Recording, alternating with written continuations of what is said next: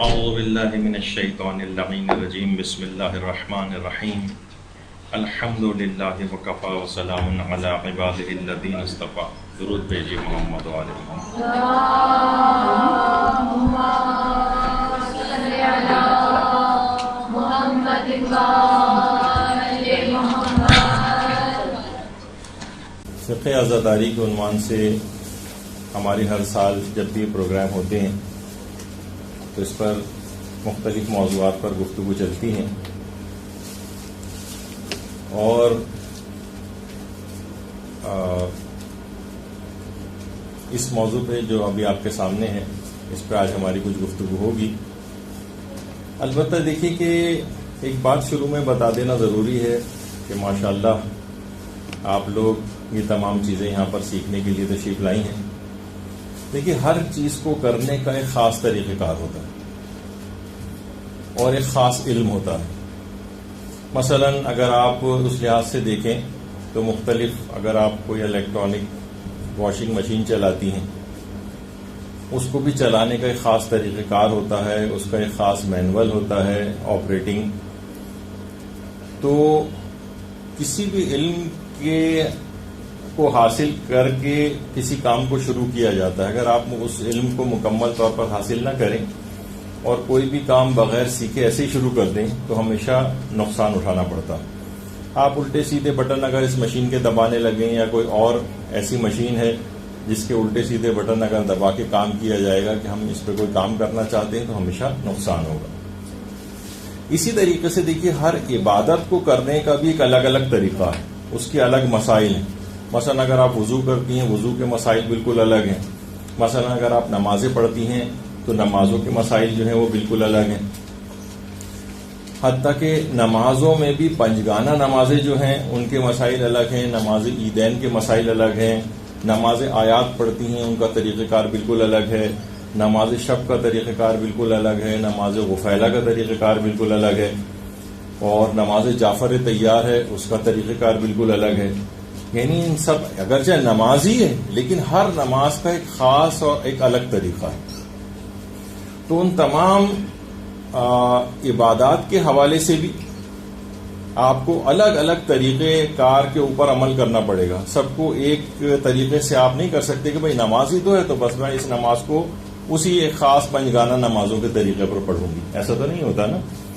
اسی طریقے سے مثلا روزہ ہے، روزہ بھی ایک عبادت ہے لیکن اس کے احکام بالکل الگ ہیں.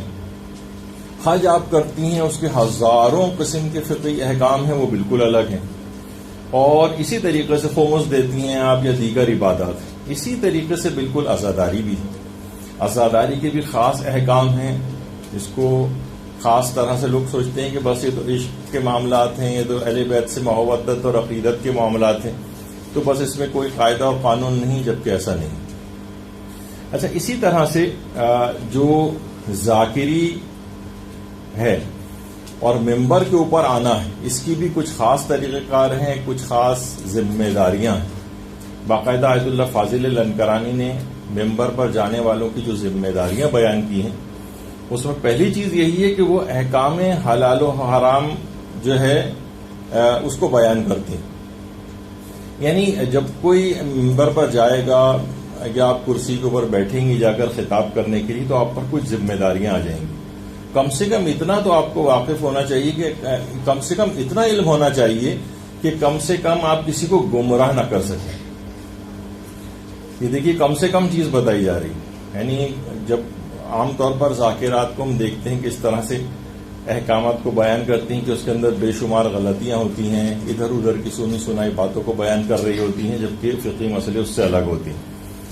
تو آیت اللہ فاضل الکرانی فرماتے ہیں کہ احکام حلال و حرام کو بیان کرنا، امر بالمعروف و نہی عن المنکر کرنا، آیات اور اقوال پیغمبر یا اقوال معصومین سے واضح نصیحت کرنا، اہل بیت کے فضائل و مصائب وغیرہ یا ان کے اصحاب کے فضائل و مصائب کو بیان کرنا، یہ کسی بھی اہل ممبر کا ایک طریقہ کار ہونا چاہیے. یہ ذمہ داریاں اس کے اوپر عائد ہوتی ہیں. خواتین کے ساتھ ایک مسئلہ یہ ہے کہ جو بھی وہ مجالس اعضاء پڑھتی ہیں عام طور پر دیکھنے میں آتا ہے کہ اگر کوئی خاتون خاص طور پر تبلیغ دین کر رہی ہے تو اس کو رٹے رٹائے انداز سے کرنے کی کوشش کرتی ہیں، سمجھ کر، خاص مشن کے طور پر اپنا کر، اس فیلڈ کی بہت ساری معلومات کو حاصل کر کے، علم حاصل کر کے، ان احکامات کو اچھی طریقہ سے پڑھ اور سمجھ کے جو اس کو وہاں پر بیان کرنا ہے پھر اس کو بیان کرنا چاہیے۔ اس میں عام طور پر خواتین میں ہم یہ دیکھتے ہیں کہ افراط و تفریط کا پہلو بہت زیادہ ہے۔ دیکھیے بعض اوقات یہ ہوتا ہے کہ کسی بھی تبلیغ کے لیے بھی اگر آپ جائیں اور آپ نے مناسب طور پر فقہ کو حاصل نہیں کیا ہوا ہے تو ہمیشہ وہ شخص افراط و تفریط کا شکار ہو جائے گا۔ کتنے ہمارے ایسے بڑے علماء بھی ہیں، گزرے بھی ہیں اور موجود بھی ہیں کہ وہ خود فرماتے ہیں کہ جب تک، یعنی ان کی خاص فیلڈ تھی فلسفہ، وہ خود بھی فلسفی ہیں ابھی بھی، وہ کہتے ہیں کہ جب تک ہم فقہ اور اصول وغیرہ کے اندر نہیں آئے، ہم میں وہ شخصیت کے اندر وہ بیلنس ہمارے پیدا نہیں ہوا۔ یعنی یہ بہت ضروری ہوتا ہے کہ بہت سے علوم کے اندر بہت زیادہ لوگ حاصل کر لیتے ہیں، لیکن فقہ کے اندر اگر کمزوری آ گئی تو پھر کچھ گمراہی کے امکانات بڑھتے چلے جاتے ہیں۔ وہ خود بھی گمراہ ہوتے ہیں، ہونے کے امکانات ہوتے ہیں اور دوسروں کو بھی گمراہ کر سکتے ہیں۔ اچھا، فقہ جاننے کا ایک فائدہ یہ ہوتا ہے کہ تبلیغات دین میں آپ کبھی بھی افراط و تفریط کا شکار نہیں ہوتی۔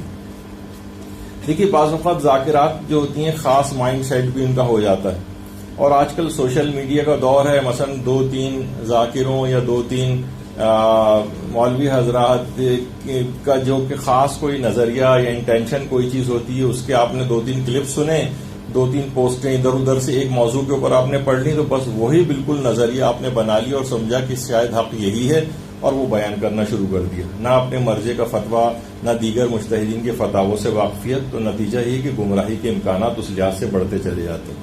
اور افراط و تفریط کہاں ہوتی ہے؟ مثلا کسی بھی چیز کو اگر آپ نے اس طرح سے، مثلا کسی نیکی کی حمایت اگر آپ کرنا چاہیں گی تو اتنی حمایت کر دیں گی کہ ایسا لگے گا یہ مستحب نہیں ہے بلکہ واجب ہے، اور کبھی کسی مکروہ کام کی یا ناپسندیدہ کام کی مذمت پہ آئیں گی تو اس قدر مذمت ہو جائے گی کہ لگے گا کہ یہ حرام کام ہے۔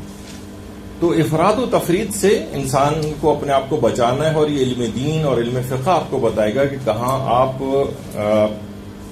یہ والی گڑبڑ کر رہے ہیں۔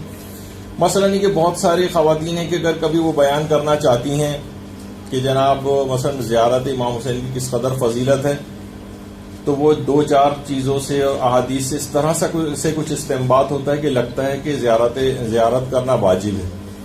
وہ تاکیدات کے اعتبار سے چیز آئی۔ مثلا اگر حج کی بھی تاکید بیان کرنی ہے تو بعض اوقات ایسا لگے گا کہ وہ جس شخص کے اوپر حج واجب بھی نہیں ہے وہ سوچے گا کہ میں اپنے گھر بار وغیرہ کو بیچ کے حج پہ چلا جاؤں گی۔ افراط و تفریط ہوتا ہے۔ اچھا، ایک تو چیز یہ ہو گئی کہ یہ آپ کو ایک بیچ میں بلکہ شروع میں ہی میں نے اس چیز کو ضروری سمجھا کہ علم دین کے اعتبار سے ایک ذاکرہ کو کچھ ذمہ داریاں ہیں اور کچھ فوکس کرنا ہے، کیونکہ لگتا ایسا ہے کہ جو ذاکری سیکھنے کے اعتبار سے جو اشتہار وغیرہ آتا ہے مدرسے کا، تو لوگ سوچتے ہیں کہ بس ہم وہ برساتی ٹائپ کی ایک ذاکرہ ہوں گی، جب ایام میں آئیں گے تو ہم 4-5-10 مجلس اس طرح سے رٹ لیں گے، وہ جا کے ممبروں پہ بیٹھیں گے، ادھر ادھر سے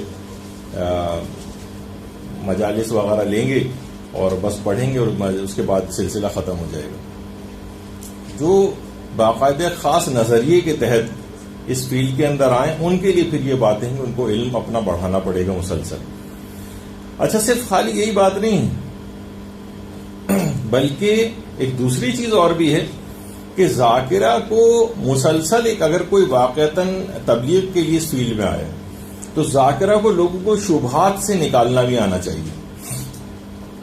شبہات سے نکالنا، شیعت پہ کتنے اعتراضات روزانہ کی بنیاد پہ کیے جا رہے ہیں جب سے سوشل میڈیا آزاد ہوا ہے، بلکہ سوشل میڈیا جب سے آیا ہے ہر شخص کے ہاتھ میں، ہر شخص مختلف اعتراضات اور انحرافات کی زد میں۔ تو آپ کو یہ چاہیے کہ لوگوں کو روزانہ کی بنیاد پر جس قدر بھی ہو سکے اس لحاظ سے تبلیغ کریں، اور جب بھی کوئی مجلس پڑھنے جائیں، اب آپ دیکھیں کتنے اعتراضات شیعت کے اوپر ہوتے ہیں۔ میں صرف ابھی میں اس کی تفصیل میں نہیں جا رہا، صرف آپ کو ہم نے اس پہ مدرسہ اس لحاظ سے کام بھی کرتا ہے۔ آپ نے اگر دیکھا ہوگا مدرسے کا جو فیس بک پیج ہے کچھ اور، تو وہ مختلف اعتراضات کو باقاعدہ ایڈریس کر کے اس کے جوابات بھی لوگوں کو بتائے جاتے ہیں۔ مثلا یہ آپ کالا کپڑا کیوں پہنتے ہیں جبکہ روایات میں تو ممانعت آئی ہے، مثلا شیعہ جو ہے امام بارگاہ کیوں بناتے ہیں۔ یہ آپ کو تقریروں کے اندر کوشش کریں کہ ہر مجلس کے اندر کم سے کم ایک شبہ کے جوابات آپ ضرور دے دیں. اسی طریقے سے مثلا جناب مرنے والوں جو شہید ہوتے ہیں، شہید تو زندہ ہوتا ہے تو شہید کے اوپر رویا کیوں جاتا ہے؟ عموماً باہر سے جو ہی اعتراض آتا ہے.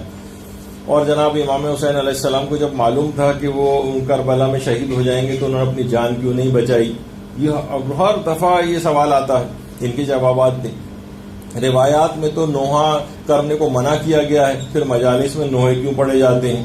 یہ روزانہ کی بنیاد پہ یہ سوالات جو ہے مدرسہ لوگ بھجواتے ہیں، علماء سے دریافت کر رہے ہوتے ہیں. 3 دن سے زیادہ تو سوگ کو تو رسول اللہ نے منع کیا ہے، تو پھر شیعہ پورے سال اس طرح سے ہر سال سوگ کیوں مناتے ہیں اور اتنے زیادہ دن کیوں مناتے ہیں؟ ان سب کے جوابات ہیں جو کہ آپ کو بھی دینے. اسی طریقے سے مثلا ٹھیک ہے گریہ کرنے کی ایک حد تک پرمیشن ملتی ہے، لیکن یہ سر و سینہ پیٹنے کی آپ کو کیا ضرورت ہے؟ یہ ہر دفعہ کا ایک چیز ہوتی ہے. اور کیا ہے کہ یہ روزانہ کی بنیاد پر اسکولز میں، کالجز میں، یونیورسٹیز میں اور جو ملازمت کے لیے خواتین جاتی ہیں، مرد حضرات جاتے ہیں، روزانہ کی بنیاد پہ ان سے سوالات ہوتے ہیں اور خاطر خواہ جوابات ان کے پاس نہیں ہوتے. تو یہ ہر مجلس کے اندر کوئی نہ کوئی ایک اس طرح سے سوال کا جواب جو ضرور دیا جائے. 1400 برس بیت گئے ہیں اس واقعے کو، بس ہو کے ختم ہو گیا. اب بار بار ہر سال یہ گریہ اور ماتم برپا کرنے کی کیا ضرورت ہے؟ تو یہ سب چیزیں دیکھیے اس طرح سے ہیں کہ، اور خالی صرف یہیں تک نہیں بلکہ آپ شبیہیں کیوں نکالتے ہیں، یہ ذوالجناح کیوں نکالتے ہیں، یہ جلوس کیوں نکالتے ہیں، اور روڈوں پر جو اس لحاظ سے کیوں آتے ہیں، اور یہ تو بہت اسراف بھی ہے اپنے لوگوں کے اعتبار سے، غیر لوگوں کے اعتبار سے، ہر طرح سے یہ چیزیں آپ کو سامنے آتی ہیں. اور خاص طور پر اگر جو معروف کوئی ذاکرہ ہوں جو بہت زیادہ اس لحاظ سے مجالس وغیرہ جو ہے وہ پڑھتی ہوں، تو انہوں نے تو خاص طور پہ یہ چیز دیکھی ہوگی کہ اگر کسی کو مثلا 3 اشرے 4 اشرے بھی پڑھنے پڑ رہے ہیں اور مصروف ذاکرہ ہیں تو 30-40 مجلسیں ان کے پاس ہیں. تو اس طرح سے ایک ایک کو شبہ کو بھی اگر ہر مجلس کے اندر وہ زائل کریں تو 30-40 شبہات کو تو کم سے کم لوگوں سے وہ دور کر سکتی ہیں. تھوڑی سی تیاری کرنی پڑے گی، کون سا اتنا زیادہ پوری ایک ہی موضوع کے اوپر آپ کو لینی ہوتی ہے. مختلف موضوعات ہوتے ہیں ایک مجلس میں. ایک شبہ کے ازالے کا بھی ایک موضوع 5-7 منٹ کا آپ کی تقریر کے اندر ہونا چاہیے. اس سے لوگوں کا ایک شوق اور دلچسپی بھی برقرار رہے گی اور لوگوں کو یہ احساس ہوگا کہ ہاں یہ چیزیں ہمیں پتہ ہونی چاہیے، کیونکہ آئے دن روزانہ کی بنیاد پر یہ سوالات شیعوں سے کیے جاتے ہیں. اسی کے اندر یہ والا بھی سوال پوچھا جاتا ہے کہ آپ لوگ سیاہ لباس کیوں پہنتے ہیں. اچھا یہ بیرونی طور پر جو ایک سوالات اٹھائے جاتے ہیں جو شیعت کے اندر سے اتنے نہیں ہیں بلکہ دوسرے لوگ پوچھتے ہیں کہ بھائی روایات کے اندر تو ابھی جیسے آگے چل کر آئے گا کہ سیاہ لباس کو تو اہل جہنم کا لباس قرار دیا گیا ہے، سیاہ لباس کو بعض روایات کے اندر فرعون کا لباس قرار دیا گیا ہے. تو پھر آپ لوگ جب یہ اس کی ممانعت آئی ہے اور یہ پوسٹیں غیر شیعہ افراد کی طرف سے یا متعصب افراد کی طرف سے مسلسل محرموں کے اندر ڈالی جاتی ہیں، تو لوگ بڑے پریشان ہو کر ان کے جوابات پوچھتے ہیں. دیکھیے ہماری اپنی کتابوں کے اندر ہے، دیکھیے خود بہار کا ریفرنس اس کے اندر دیا ہوا ہے. تو ایک تو اس لحاظ سے آپ کو ایک شبہ کا ازالہ اس میں ہو جائے، کچھ اس کے فقہی احکام بھی ہم بیان کریں گے، ان اعتراضات کے جوابات بھی اس کے اندر آئیں گے جو بھی تفصیل آگے آنے والی ہے. سب سے پہلے تو ہم ایک فقہی اعتبار سے اس کو دیکھ لیں اس مسئلے کو کہ دیکھیے عام طور پر جو سیاہ لباس پہنا جاتا ہے عام حالات میں بھی پہنا جاتا ہے،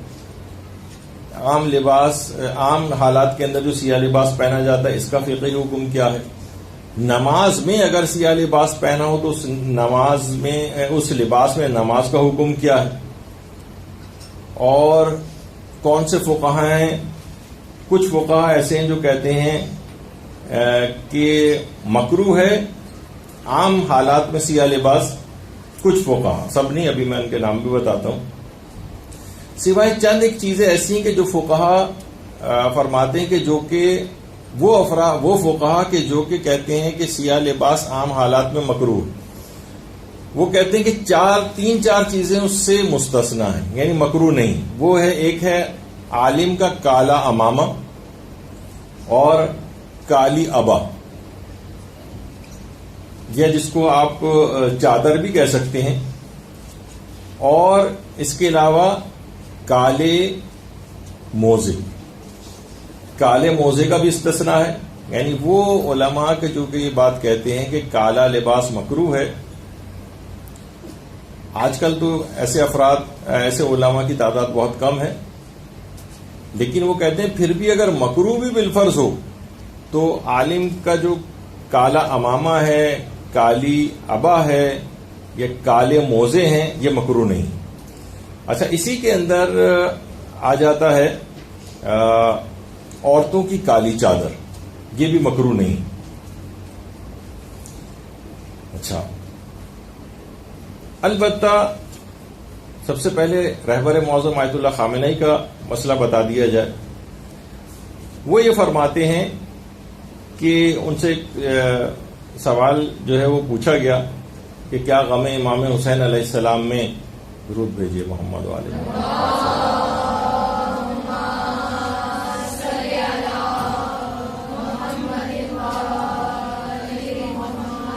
وہ فرماتے ہیں نماز میں تو مکروہ ہے کالا لباس پہننا، لیکن جو ایام عاشورہ اور غم امام حسین علیہ السلام میں کے جو غم کے ایام ہیں اس میں اس کا مکروہ ہونے کی کراہیت ثابت نہیں، معلوم نہیں ہے کہ یہ مکروہ ہے یا نہیں، بلکہ یہ باعث اجر و ثواب بھی ہے. اچھا، آیت اللہ سیستانی کا جو فتویٰ اس کے اندر لکھا ہوا ہے، عام طور پر میں ایک چیز اور بتا دوں کہ اگر آپ نمازی کے لباس کے احکام وغیرہ اگر آپ پڑھیں توضیح المسائل کے اندر تو اس میں مکروہات کی لسٹ کے اندر لکھا ہوا ہے کہ سیاہ لباس میں نماز پڑھنا. اچھا، کچھ جگہوں پہ اس سادہ طریقے سے لکھا ہوا ہے، کچھ جگہ پہ لکھا ہوا ہے کہ فقہا یہ فرماتے ہیں کہ سیاہ لباس میں نماز مکروہ. اچھا، جب بھی مجتہد یہ بات کہے کہ فقہا یہ فرماتے ہیں یا علماء کا کہنا یہ ہے تو اس کے معنی یہ ہوتے ہیں کہ اس کا اپنا نظریہ یہ نہیں، لیکن وہ اس کی مخالفت بھی نہیں کرنا چاہتا. یعنی کہتا ہے بہتر ہے کہ بچا جائے تو کوئی اس میں ایسا کوئی مذائقہ نہیں ہے، لیکن یہ کہ کم سے کم اس کا اپنا نظریہ یہ نہیں. تو آیت اللہ سیستانی یہ فرماتے ہیں کہ نہ تو عام حالات میں سیاہ لباس کی کراہیت ثابت ہے اور نہ ہی نماز کے اندر، یعنی بالکل جائز ہے. آیت اللہ سیستانی اور خاص طور پر جو فتاوے استفتاحات وغیرہ مستقل ان سے جو پوچھے جاتے ہیں، جو وہاں سے جواب آ رہے ہیں، اس میں کہتے ہیں مطلق طور پر سیاہ لباس کی کراہیت کا مسئلہ ہی نہیں ہے. یعنی نہ عام حالات میں مکروہ ہے پہننا اور نہ ہی نماز میں پہننا مکروہ. اور عزائے امام میں اگر پہنا جائے تو بہت ہی بہتر ہے، مستحسن ہے، فضیلت کا باعث ہے، انشاءاللہ باعث اجر و ثواب بھی. اور صرف آیت اللہ سیستانی نہیں بلکہ علماء فرماتے ہیں کہ آیت اللہ اسحاق فیاض کا بھی یہی نظریہ، وہ بھی اس کی کراہیت کے قائل نہیں ہیں. یا جیسے مثلا آیت اللہ شیخ جواد تبریزی تھے، وہ کہتے تھے کہ کم سے کم اگر عام حالات میں اس کا پہننا مکروہ بھی ہو، یعنی نماز میں اگر اس کا پہننا مکروہ بھی ہو، تب بھی اگر عزائے امام میں اگر اس نے پہنا ہوا ہے تو عزائے امام میں اس لباس میں نماز بھی پڑھ سکتا ہے، یعنی مکروہ نہیں. یعنی عزائے امام کے اعتبار سے بہت زیادہ باعث شرف اور فضیلت ہے سیاہ لباس اگر اس میں اس کی نیت سے پہنا جائے. اور اسی میں اگر آپ نماز بھی پڑھ لیں تو عام حالات میں اگر نماز مکروہ ہونا تھی تو عزائے امام میں اگر آپ نے سیاہ لباس پہنا ہوا ہے تو نماز مکروہ نہیں. اور علماء فرماتے ہیں آیت اللہ حافظ بشیر نجفی کا بھی یہی نظریہ ہے، وہ بھی عام حالات میں یا اس کے علاوہ بھی لباس سیاہ کی کراہیت کا مسئلہ نہیں. اور عزائے امام میں اگر پہنا جائے، اس نیت سے پہنا جائے، تو بہت سارے مجتہدین کے نزدیک تقریباً سبھی اس بات کو کہتے ہیں کہ باعث فضیلت ہے، باعث اجر و ثواب ہے. اور کچھ علماء تو ایسے ہیں جو کہتے ہیں پکا مستحب ہے عزائے امام کے اندر پہننا، جیسے کہ آیت اللہ وحید خراسانی یا جیسے آیت اللہ اسحاق فیاض، وہ کہتے ہیں مستحب ہے، یعنی بالکل آپ پکی مستحب ہونے کی نیت کر سکتے ہیں اگر عزائے امام میں غم امام مظلوم میں آپ نے سیاہ لباس کو پہنا ہوا ہے. اچھا، جیسے کہ ابھی ہم نے کہا کہ اگر کوئی شخص ہے مثلا اس نے سیاہ لباس پہنا ہوا ہے یا کسی ایسے مجتہد کی تقلید میں ہے اور اس نے غم امام میں پہنا ہوا ہے سیاہ لباس، اور اس کے بعد اس کو مثلا نماز پڑھنے کے لیے جانا پڑتا ہے اور وہ اسی کے اندر نماز پڑھ رہا ہے، تو جیسے کہ ابھی آپ نے سنا کہ آیت اللہ شیخ جواد تبریزی کا بھی یہ نظریہ تھا کہ پھر عزائے امام میں اگر پہنا ہے تو اس کی کراہیت نماز میں بھی ختم ہو جاتی. تو اس طرح سے اچھا بہت سی روایات میں اگر ہم دیکھیں آئمہ اور جو سیرت اہل بیت ہے یا پیغمبر اسلام کی سیرت ہے اس میں بھی بات پتہ چلتی ہے. باقاعدہ جو ہماری کتاب ہے بصائر الدرجات اس میں ایک حدیث موجود ہے کہ جس وقت پیغمبر ختمی مرتبہ صلی اللہ علیہ وآلہ وسلم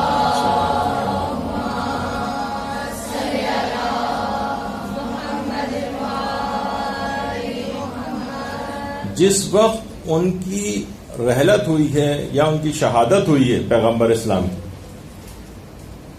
یا اس کو کہا جائے چلے وصال ہوا ہے ان کا, تو اس وقت بھی آپ نے سیاہ لباس پہنا ہوا تھا. بصائر الدرجات کے اندر باقاعدہ ایک روایت اس سلسلے میں موجود ہے. علماء نے باقاعدہ اس بات پہ ڈسکس بھی کیا ہے کہ اس کی کیا وجہ ہو سکتی کہ پیغمبر اسلام نے اپنے انتقال کے وقت یا اپنی شہادت کے وقت کیوں لباس سیاہ کو پہنا تھا. تو فرماتے ہیں کچھ احتمالات ہیں کہ غالباً ان کی رحلت کے بعد ہی ان کی بیٹی حضرت فاطمہ الزہرا سلام اللہ علیہا کے اوپر جو مظالم ہونا تھا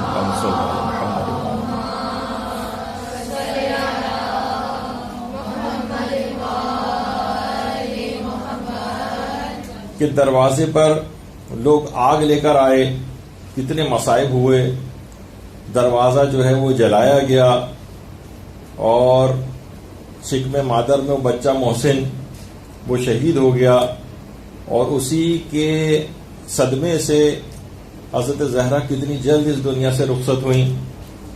تو پیغمبر اسلام نے ان غموں کی اور ان مصیبتوں کی نشاندہی کے طور پر اس لباس کو ممکن ہے کہ پہناؤ. اور بحر الانوار کی جلد نمبر 43 میں بھی یہ بات موجود ہے کہ پیغمبر اسلام کی رحلت میں غم کے اظہار کے طور پر حضرت زہرا سلام اللہ علیہ نے باقاعدہ غم کے اظہار کے طور پر سیاہ رنگ کا ایک کپڑا اپنے سر کے اوپر بھی باندھا ہوا تھا. اور عربوں کے اندر بھی یہ عورتوں کے غم کی علامت شمار ہوتی تھی. اس غم کی علامت کے طور پر سیاہ رنگ کا ایک کپڑا حضرت زہرا نے اپنے سر کے اوپر بھی باندھا ہوا تھا. تو اور اس کو روایت میں کہ مسلسل باندھے رکھتی تھی, بلکہ روایت میں یہ بھی بات آئی ہے کہ جس وقت بیعت کا مطالبہ ہوا تھا اور ظالم اور اشقیاء نے گھر کے اوپر ہجوم کر لیا تھا اور حضرت زہرا دروازے کے پیچھے تھی, اس وقت بھی مکمل حجاب کے ساتھ اپنے سر پر اس سیاہ کپڑے کو باندھا ہوا تھا جو علامت غم کے طور پر پیغمبر کی رحلت کے بعد سے مسلسل اپنے سر پہ باندھے رکھتی ہیں. اور جس وقت وہ بھی واقعات روایات کے اندر جو ہے آپ کو ملتی ہیں, اگر آپ اس لحاظ سے ان کو تلاش کریں, کہ امام حسین علیہ السلام کی شہادت کے بعد جب وہ خواب جو روایت میں کہ دربار یزید میں حضرت سکینہ سلام اللہ علیہ نے سنایا تھا, دربار یزید میں, جسے علامہ مجلسی نے بہار میں بھی لکھا ہے اور مستدرک الوسائل میں مرزا حسین نوری نے لکھا ہے, کہ حضرت سکینہ سلام اللہ علیہ فرماتی ہے, درود بھیجیے محمد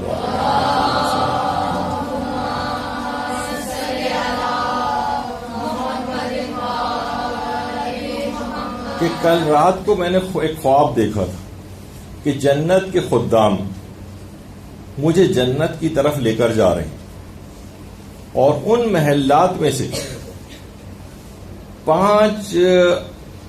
ان محلات میں 5 نورانی شخصیات موجود ہیں. یہ خواب حضرت سکینہ سنا رہے ہیں, اور ان میں ان 5 نورانی شخصیات میں سے ایک شخصیت کا نور سب سے زیادہ تھا. ان کے بال پریشان تھے اور انہوں نے سیاہ لباس پہنا ہوا تھا, اور ہاتھوں میں خون آلود کرتا تھا, وہ وہاں پر موجود تھی. اور پھر حضرت سکینہ سلام اللہ علیہ فرماتی ہیں کہ وہ ہماری جدہ فاطمہ الزہرا سلام اللہ علیہ تھی.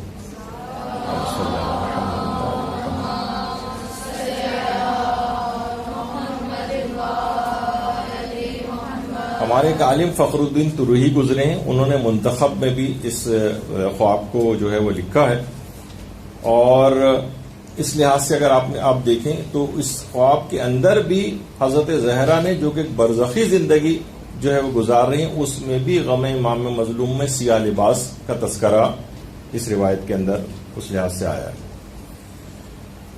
تو پیغمبر اسلام کی سیرت کے حوالے سے آپ نے دیکھا کہ انہوں نے وقت انتقال سیاہ لباس پہنا ہوا تھا. حضرت زہرا کا آپ نے دیکھا کہ غم میں مسلسل سیاہ رنگ کا ایک کپڑا جو ہے وہ سر کے اوپر باندھے رکھتی تھی, اور شہادت کے بعد بھی عالم برزخ میں عزاداری کا جو خواب آپ نے ابھی سنا اس میں بھی سیاہ لباس ہی پہنا ہوا تھا. اس کے علاوہ بھی جتنے بھی خواب, مکاشفات, اور یہ اگر آپ پڑھیں جس کے اندر ایک سیاہ پوش بی بی کا تذکرہ بار بار آتا ہے, سیاہ پوش, تو یعنی مستقل سیاہ لباس کو غم کے اندر پہنا ہوا. اور خود پیغمبر اسلام ختمی مرتبت صلی اللہ علیہ وآلہ وسلم اور حضرت امیر المومنین اللہم صلی اللہ علیہ وسلم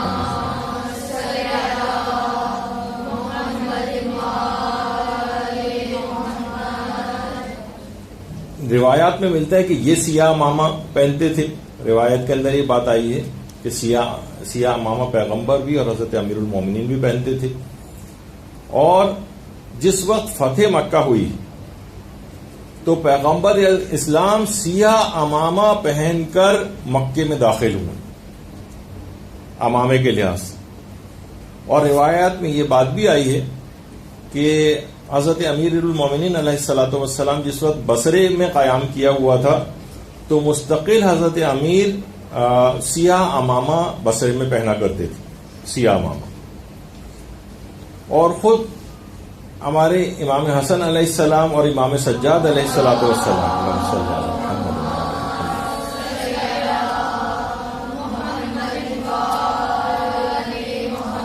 ان کے بھی کالا امامہ پہننے کی روایات جو ہیں وہ آئی ہیں.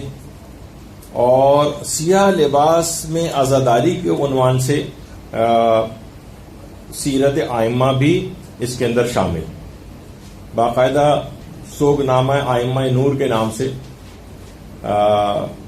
بہت سے رسالے لکھے گئے ہیں. اس کے اندر بھی ازبغ ابن نباتہ جو کہ صحابی تھے امام کے, وہ ذکر کرتے ہیں کہ جس وقت حضرت امیر المومنین علیہ الصلوۃ والسلام کی شہادت واقع ہو گئی تھی تو امام حسن علیہ السلام اور امام حسین علیہ السلام جس وقت مسجد کوفہ میں داخل ہوئے ہیں, یعنی ابھی شہادت ہوئی ہے, اور اس کے بعد امام حسن اور امام حسین جس وقت مسجد کوفہ میں شہادت کے بعد داخل ہوئے ہیں تو ازبغ فرماتے ہیں کہ دونوں نے لباس سیاہ پہنا ہوا تھا, دونوں نے.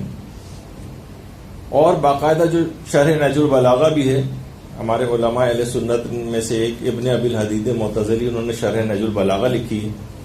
اس میں باقاعدہ عبداللہ ابن عباس کی ایک روایت بھی انہوں نے نقل کی ہے کہ جس وقت شہادت امیر المومنین ہو گئی تھی تو امام حسن علیہ السلام جس وقت گھر سے باہر آئے ہیں, آج بھی عراق کے اندر آپ جائیں جو امیر المومنین کا جو کوفہ میں جو گھر تھا, تو جس وقت امام حسن گھر سے باہر نکلے تو اس وقت بھی امام حسن نے سیاہ لباس پہنا ہوا تھا, اور باقاعدہ پھر اس کے بعد ایک خطبہ بھی ارشاد فرمایا تھا. تو اصول کافی میں بھی ہے اور دائم الاسلام جو ہماری کتاب ہے اس میں بھی ہے کہ امام سجاد علیہ السلام سیاہ ابا جو ہے وہ پہن کر رکھتے تھے. سیاہ ابا کا رنگ بھی سیاہ ہوتا تھا اور قبا کا رنگ بھی سیاہ ہوتا تھا جو ابا کے اندر پہنی جاتی. اور ہمیشہ اس کے بعد دیکھا گیا امام کو واقع کربلا کے بعد کہ گریبان چاک رہتا تھا.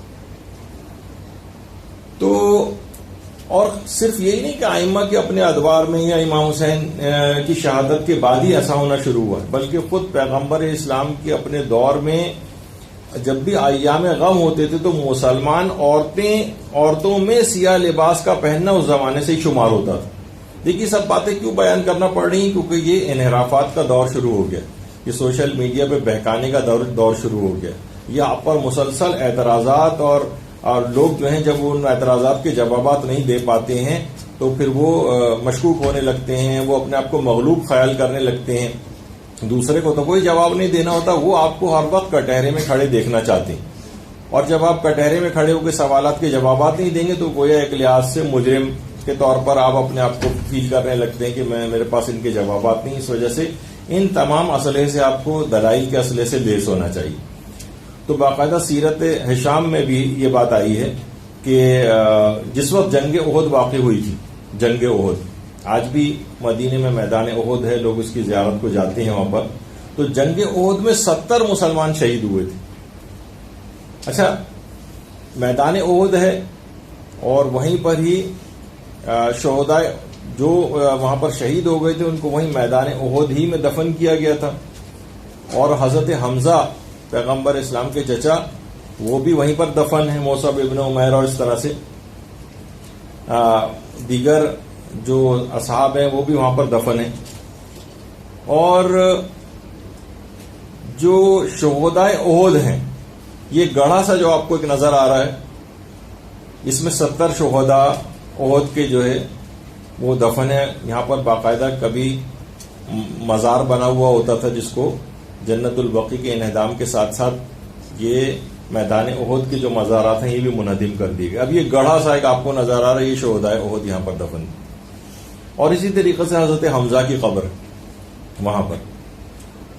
تو اچھا، کچھ تو شہید ہو گئے تھے انہیں یہیں دفن کر دیا گیا. کچھ شہداء احد ایسے تھے کہ جو کہ زخمی ہو گئے تھے. زخمی ہونے کے بعد جب ان کو مدینے لایا گیا تو مدینے میں آنے کے بعد ان کی شہادت ہوئی. تو اس کے بعد ان جو زخمی ہو گئے تھے اور بعد میں شہید ہوئے ان کو جنت البقیع میں دفن کیا گیا. اس کا بھی ایک خاص جگہ یہ وہاں پر ایک نشان موجود ہے کہ جہاں پر زخمی شہداء احد. تو جس وقت یہ جنگ احد واقع ہوئی اور اس کے اندر اتنے زیادہ افراد جو ہے وہ شہید ہوئے ہیں، تو مسلمان عورتوں نے، جن کے اندر حضرت ام المومنین ام سلمہ بھی شامل تھی، پیغمبر اسلام کی زوجہ، وہ باقاعدہ سیاہ لباس پہن کر اس عزاداری میں شریک ہوئی. ان کے عزاداری میں ان کے غم کے طور پر حضرت ام المومنین ام سلمہ نے بھی سیاہ لباس پہنا تھا اور مدینے کی عورتوں نے بھی سیاہ لباس پہنے تھے. یعنی اب پیغمبر اسلام کے اپنے دور میں پیغمبر اسلام حیات تھے، اس وقت موجود تھے، ان کے سامنے ان سب کا سیاہ لباس پہننا اور پیغمبر کا ان کو منع نہ کرنا، اس بات کی دلیل ہے. آگے چل کر بھی بات آئے گی کہ قول معصوم سے بھی کوئی چیز ثابت ہوتی ہے، فعل معصوم سے بھی ثابت ہوتی ہے اور تقریر معصوم سے بھی ثابت ہوتی ہے. تو سیاہ لباس کی مشروعیت جو ہے ان تینوں چیزوں سے ثابت ہوتی ہے. یعنی الفاظ کے ذریعے بھی ثابت ہے اور معصومین کے اپنے افعال کے ذریعے بھی ثابت ہے، اور جس کا بھی آگے چل کر تذکرہ آئے گا. اور تقریر معصوم یعنی سامنے کوئی عمل ہوا اور انہوں نے روکا نہیں، اس سے بھی ثابت ہوتی. تو بہرحال حضرت ام سلمہ اور دیگر جو مدینے کی خواتین تھیں انہوں نے بھی وہاں پر سیاہ لباس اس لحاظ سے پہنا تھا، تو ان کی بھی ایک سیرت ہوئی. اور حضرت ام سلمہ کی سیرت کا ایک پہلو اس وقت بھی ہے کہ جس وقت شہادت امام حسین کی خبر ملی تھی. آپ کو معلوم ہے نا کہ حضرت ام سلمہ سب سے آخری زوجہ ہیں، یعنی جنہوں نے سب سے آخر میں وفات پائی. تقریباً 89 سال کی جو ہے عمر کے اندر ان کی وفات ہوئی ہے. اور امام حسین کی شہادت جب خبر ملی تھی ان کو امام حسین کے شہید ہونے کی ام سلمہ، تو انہوں نے مسجد نبوی میں مسجد نبوی کا جو قبہ تھا اس پر ایک سیاہ کپڑا لپیٹ دیا تھا روایت میں، اور خود بھی اسی وقت سیاہ لباس پہن لیا تھا. تو کیونکہ ہم سیاہ لباس کے اعتبار سے گفتگو کر رہے ہیں تو اس کے اندر سے یعنی حضرت ام سلمہ کا مستقل یہ طریقہ رہا. تو بہرحال حضرت ام سلمہ کی سیاہ لباس میں عزاداری، اس سے بھی یہ چیز ثابت ہوتی. پیغمبر اسلام کی زوجہ جو پیغمبر اسلام کو دیکھے ہوئی تھی اور ان کے طور و طریقوں سے واقف تھیں، ان احکامات سے واقف تھیں، اور خود پیغمبر اسلام کی اپنی زندگی میں حضرت حمزہ کی شہادت کے وقت بھی انہوں نے سیاہ لباس پہنا ہوا تھا، تو اس سے اس کی مشروعیت بھی ثابت ہوتی. اور اس کے علاوہ اچھا، حضرت ام سلمہ جو ہے زیادہ تر ہمارے علماء کا یہ بھی کہنا ہے کہ حضرت ام سلمہ جو ہیں وہ قبرستان بقیع میں جو دیگر ازواج رسول کی قبور ہیں انہی میں ام سلمہ کی قبر بھی، اور کچھ قبرستان باب الصغیر میں قرار دیتے ہیں، لیکن جو شام میں ہے. لیکن یہ کہ بہرحال ہمارے اکثر علماء کا کہنا ہے کہ وہیں جنت البقیع میں دفن. تو اس سے یہ پتہ چلا اور جس وقت ابھی جیسے تذکرہ ہوا تھا کہ جس وقت شہادت امیر المومنین ہوئی تھی تو امام حسن اور امام حسین مسجد کوفہ میں جب گھر سے باہر آئے تھے تو دونوں نے لباس سیاہ پہنے ہوئے تھے. اچھا دیکھیے، لباس سیاہ اس کا مطلب ہے یعنی ابھی یہ تو نہیں کہ ان کو اطلاع ملی اور اس کے بعد، یعنی میں اپنے لحاظ سے کہہ رہا ہوں اگرچہ توہین آمیز بات نہ ہو جائے کہ اس کے بعد انہوں نے سلنے دیے، اور نہیں، پہلے سے سلے ہوئے ان کے پاس رکھے ہوئے تھے لباس سیاہ، جب بھی اسی وقت وہ لباس سیاہ پہن کر آئے باہر. اور بہار میں بھی ہے، وسائل الشیعہ وغیرہ میں بھی ہے کہ حضرت امام زین العابدین علیہ الصلوۃ والسلام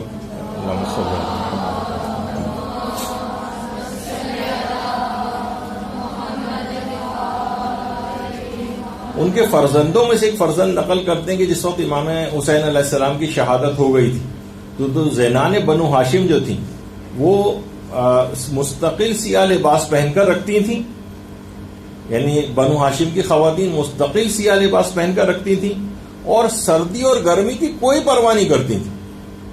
یعنی چاہے وہ لباس موٹا ہو، کسی بھی طرح کا ہو، سردی گرمی ایک ہی لباس ہوتا تھا، بس مستقل لباس سیاہ، اور مستقل عزاداری میں مشغول رہتی تھیں. یہاں تک کہ میرے والد امام زین العابدین علیہ السلام ان کے فرزند فرماتے ہیں کہ ان کے لیے مستقل کھانے پکوا کر بھجوایا کرتے تھے کہ ان کو عزاداری میں مصروف رہنے دو، اور تبرک اور کھانوں کا انتظام یہ امام زین العابدین کے اپنے ہاتھ میں تھا. اور روایت میں یہ بھی آیا ہے کہ جب یزید بہرحال مجبور ہو گیا تھا اور آثار انقلاب کچھ نمودار ہونے لگے تھے اور اپنے اوپر سے اس قتل امام حسین کا وہ بھی ہٹانا چاہتا تھا وہ، تو اس نے عزاداری کی اجازت بھی دے دی تھی اور ایک گھر بھی مہیا کر دیا تھا. یا مثلا اس زندان کے اندر بھی اس نے اجازت دے دی تھی کہ خاندان اہل بیت کی خواتین جو ہے وہاں پر مستقل عزاداری کریں. تو وہاں پہ بھی ملتا ہے کہ جو قریشی خواتین تھیں انہوں نے سیاہ لباس پہن لیے تھے اور مسلسل 7 روز تک عزاداری کرتی رہیں. باقاعدہ مقتل ابی مخنف میں بھی ہے اور بہار میں بھی ہے، مستدرک الوسائل وغیرہ کے اندر بھی روایت ہے کہ سیاہ لباس ان سب نے پہن لیے تھے اور مسلسل 7 روز تک عزاداری کرتی رہیں. اور اسی طرح سے حضرت اسماء بنت امیس، حضرت اسماء بنت امیس کون تھی؟ ابتدائی طور پر حضرت جعفر طیار کی زوجہ تھی. جعفر طیار جنہوں نے حبشہ ہجرت کی تھی، حضرت جعفر طیار کے ساتھ اسماء بھی گئی تھی. لیکن اس کے بعد پھر جب جنگ موتا واقع ہوئی اور حضرت جعفر طیار کی جنگ موتا میں شہادت ہو گئی، شہید کر دیے گئے، اور آج بھی جو جارڈن ہے اردن، وہاں پر حضرت جعفر طیار کی قبر مبارک ہے اور جنگ موتا کے بعد وہاں پر دفن کیے گئے تھے. اور عالم اسلام کی قسمت کو کیا کہا جائے کہ حضرت جعفر طیار کا جو مزار تھا داعش نے باقاعدہ اس کو بھی آگ لگائی تھی. تو پیغمبر اسلام کا اتنا جلیل القدر صحابی اور عالم اسلام کے کان پر جوں بھی نہیں رینگی، یہاں پر کوئی اس کا خاص ری ایکشن بھی دیکھنے میں نہیں آیا، اور داعش نے ان کے قبر کو بھی اور ان کے مزار کو بھی اس طرح سے آگ لگا کے تباہ کیا تھا. اور یہ اسی زمانے میں تھا جب حضرت حجر ابن عدی کی قبر کو باقاعدہ کھودا گیا تھا شام میں، اور ان کی زری وغیرہ کو سب توڑ پھوڑ کی تھی، اور باقاعدہ قبر کھود کر جس میں اطہر حجر ابن عدی جو ہے اس کو نکال کر لے جانا چاہتے تھے. لیکن خود وہاں کے اپنے متولی نے یہ بات کہی کہ کتنا بھی کھودتے چلے گئے لیکن حجر کا جسم کہیں بھی ظاہر نہیں ہوا.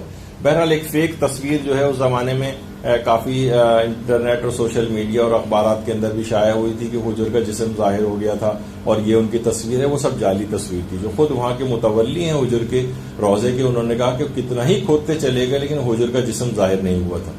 تو یہ ایک مظالم کی ایک داستان ہے. تو بہرحال وہی جعفر طیار ہیں. ان کی جب شہادت کے بعد اسماء بنت امیس کہ جیسی ان کو جعفر کی شہادت کی خبر ملی، اسی وقت اسماء بنت امیس نے جو ہے وہ سیاہ لباس پہن لیا تھا. اور بعد میں اسماء بنت امیس کی شادی جو ہے خلیفہ اول سے بھی ہوئی تھی، اور اس کے بعد پھر جب وہ دنیا سے گئے تو اس کے بعد حضرت امیر المومنین علیہ الصلوۃ والسلام سے بھی اسماء کی شادی ہوئی. اللہم صل علی محمد.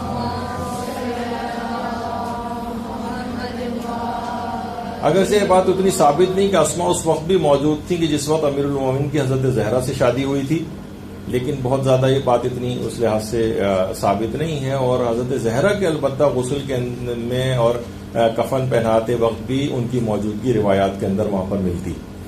تو بہرحال اس لحاظ سے اسماء کتنی شریعت کے احکامات سے واقف تھیں. اور جیسے ہی حضرت جعفر طیار کی جنگ موتا میں شہادت کی خبر ملی ہے، اسماء نے اسی وقت لباس سیاہ پہن لیا تھا. تو اس سے یہ پتہ چلتا ہے کہ یہ ایسا ایک حکم ہے کہ خاندان اہل بیت میں بھی اور زنان بنو ہاشم ان سب کو بھی حکم اس زمانے سے ہی پتا تھا کہ عزا اور غم کے ایام میں جو ہے لباس سیاہ کو پہننا یہ مشروع ہے، یہ جائز ہے، یہ شرعی طور پر ممنوع نہیں.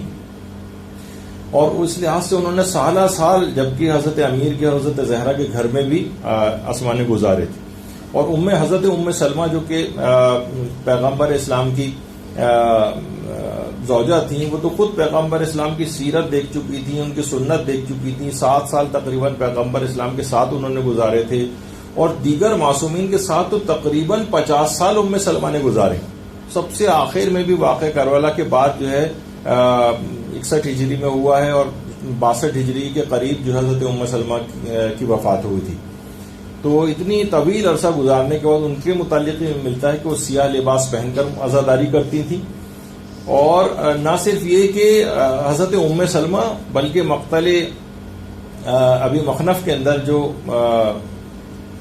روایت موجود ہے اس میں یہ کہ نعمان بن بشیر جب وہ مدینے پہنچا تھا اور اس نے امام حسین علیہ السلام کی شہادت کی اطلاع اہل مدینہ کو دی تھی، تو لوگوں نے اس وقت شہادت امام کا سن کر شدید گریہ کیا تھا، اور پورے اہل مدینہ نے سیاہ لباس پہن لیے تھے. روایت میں پورا اہل مدینہ نے سیاہ لباس پہن لیے تھے.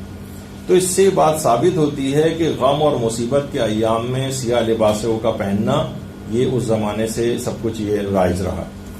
اور میں ویسے اس معلومات کے لحاظ سے بتا دوں کہ ہمارے جو غیر شیعہ بھائی ہیں وہ ان کے ہاں باقاعدہ کوئی بھی چیز قرآن سے ثابت ہوتی ہے، سنت سے ثابت ہوتی ہے، اجماع سے ثابت ہوتی ہے، قیاس سے بھی ثابت ہوتی ہے. اور ایک اور چیز بھی اس میں ہے اجماع اہل مدینہ، یعنی اہل مدینہ کا کوئی عمل کرنا وہ اگر کوئی ثابت ہو جائے کہ تمام اہل مدینہ نے کیا ہے تو ایک لحاظ سے یہ بھی اس کی مشروعیت کو ثابت کرنے کے لیے کافی ہوتا. تو امام حسین کی شہادت کی خبر سن کر تمام اہل مدینہ کا سیاہ لباس جو ہے وہ پہننا یہ روایات کے اندر یہ آیا ہے، تو اس سے بھی اس بات کا پتہ چلتا. اور باقاعدہ جو روایات میں مسند احمد ابن حنبل ہے، جو امام احمد ابن حنبل نے لکھی ہے، ساری حدیثیں اس میں جمع کی ہیں، اس میں خود انہی اسما بنت امیس سے ہے کہ جس وقت وہ فرماتی ہیں کہ جب جعفر طیار کی شہادت ہو گئی تھی، حضرت جعفر طیار کی، تو پیغمبر اسلام نے مجھے خود حکم دیا تھا کہ میں 3 دن تک سیاہ لباس پہنوں. یعنی سیاہ لباس پہننے کو حکم اسما کہتی ہیں کہ مجھے پیغمبر اسلام نے دیا تھا. اور باقاعدہ لسان العرب جو کتاب ہے اس کے اندر بھی حضرت ام سلمہ کا جو ہے کہ حضرت جب حمزہ کی شہادت واقع ہو گئی تھی تو حضرت ام سلمہ نے گریہ کیا تھا اور 3 دن تک مسلسل سیاہ لباس پہنا تھا. اس کے اندر بھی یہ بات آئی. اور ہماری اور جو دیگر کتابیں ناسخ التواریخ وغیرہ میں بھی ہے کہ جس وقت امام سجاد علیہ الصلوۃ والسلام نے درود بھیجیے محمد علیہ،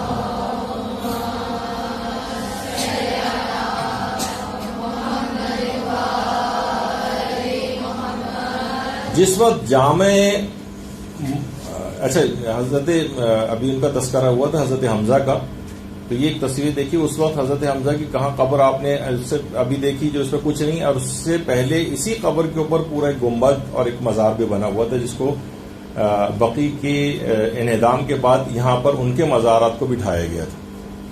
تو بہرحال یہ بھی کبھی دور ہوا کرتا تھا، پروردگار وہ دور واپس آئے کہ شان و شوکت کے ساتھ ان کے مزارات دوبارہ یہاں پر تعمیر. تو ناسخ التواریخ میں کہ چوتھے امام نے جب جامع مسجد دمشق جو کہ آپ کوئی بھی شام گیا ہو زیارات پہ تو وہ بازار سے گزر کر اس کے بعد جو جامع مسجد دمشق شروع ہوتی ہے، اصل میں یہ جو ہے جامع مسجد دمشق یہ یہاں پر یہ جس کو جامع مسجد اموی بھی کہا جاتا ہے، یہ اصلاً دربار یزید تھا. یعنی یزید اسی مسجد کے اندر اپنا ایک دربار لگاتا تھا. تو یہاں پر ہی چوتھے امام نے خطبہ بھی ارشاد فرمایا تھا. امام نے اس وقت ایک بوسیدہ لباس عزاداری پہنا ہوا تھا. تو منحال نام کا ایک شخص امام کے اس خطبے کو سن کر جو ہے نا بیچ میں کھڑا ہو گیا اور کہنے لگا کہ آپ خود کو فرزند رسول کہتے ہیں، یہ آپ نے اپنی کیا حالت بنائی ہوئی؟ یعنی اتنا سیاہ رنگ کا ایک بوسیدہ سا آپ نے جو ہے لباس پہنا ہوا ہے اور آپ اپنے آپ کو فرزند رسول کہتے ہیں. تو امام نے جملے اس وقت ارشاد فرمائے تھے کہ ایسا حال میرا کیوں نہ ہو کہ جس کا باپ پیاسا قتل کر دیا گیا ہو اور جس کے اہل خانہ قیدی بنا لیے گئے ہوں، اس کا تو ایسا ہی حال ہونا چاہیے. اور اس لیے میں نے اور میرے اہل خانہ نے یہ اس لباس عزاداری کو پہن لیا. اب ہم ویسے بھی نئے لباس بنا کر کیا کریں؟ تو اس وقت بھی امام نے باقاعدہ وہ بوسیدہ سا وہ لباس وہاں پر پہنا ہوا تھا، لباس عزاداری، سیاہ رنگ کا لباس. تو بہرحال یہ عزا کے اندر اس طرح سے پہننا یہ چوتھے امام کی سیرت کے اندر بھی ہے، اور باقاعدہ مقتل ابی مخنف اور ناسخ التواریخ وغیرہ کے اندر بھی یہ چیز آئی. اور حضرت ام سلمہ کا تو عمل متعدد مقامات پر جو شہادتیں ہوئی ہیں، حضرت حمزہ کی شہادت ہوئی ہے اور جیسے کہ امام حسین کی شہادت ہوئی ہے، اس میں مستقل ان کا اس میں عمل ثابت ہے. باقاعدہ عیون الاخبار و فنون آثار کے نام سے جو کتاب ہے، اس میں بھی حضرت ام سلمہ نے امام حسین کی شہادت پر سیاہ لباس پہنا تھا، اور بلکہ مسجد نبوی میں کالے رنگ کا ایک خیمہ لگا کر اس کے اندر آ کر بیٹھی. مسجد نبوی میں نہ صرف کہ لباس سیاہ پہنا تھا ام سلمہ نے، بلکہ سیاہ رنگ کا ایک خیمہ نصب کیا تھا اور اس میں آ کر عزا میں بیٹھی. اور مستدرک علی الصحیحین جو حاکم نیشابوری کی کتاب ہے، اس میں بھی امام حسن علیہ السلام نے باقاعدہ اس میں شہادت امام حسن پر زنان بنو ہاشم نے 1 سال تک سیاہ لباس پہن کر عزاداری کی. امام حسن کی شہادت پر 1 سال تک زنان بنو ہاشم نے سیاہ لباس پہنا، 1 سال، اور 1 سال تک کوئی بھی زینت نہیں کی تھی. عموماً خواتین کے لیے زینت کرنا حجاب کے اندر اپنے محرم لوگوں کے سامنے یہ ایک بہتر چیز جو ہے وہ قرار دی گئی. تو ہر قسم کی زینت کو بھی 1 سال تک امام حسن کی شہادت پر زنان بنو ہاشم نے جو ہے وہ ترک کیا تھا، اور مسلسل 1 سال تک سیاہ لباس پہنا تھا. اچھا دیکھیے، خالی صرف سیاہ لباس غم کے ایام میں پہننا ہے کوئی مسلمانوں کا طریقہ کار بھی نہیں رہا، یہ ایک یونیورسل ایک طریقہ کار ہے. اور آج بھی کفار کی جو بھی آپ ان کی جو تجہیز و تکفین وغیرہ ہوتی ہے، آپ دیکھیں وہ عیسائی وغیرہ کی، تو وہ سارے کے سارے لوگ سیاہ لباس پہنتے ہیں. آج بھی جو ان کی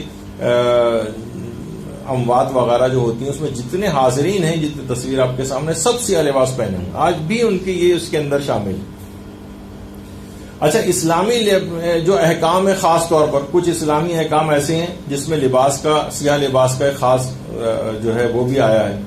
مثلا جس وقت کسی عورت کا شوہر کا انتقال ہو جاتا ہے، وہ بیوہ ہو جاتی ہے، تو کچھ چیزیں اس کے اوپر واجب ہوتی ہیں. عام طور پر ہمارے ہاں ویسے جو مشہور ہے، کچھ دیکھیے وہی ہے بہت ساری چیزیں کہ جو صحیح فقہی مسئلے کے طور پر مشہور نہیں ہوتی.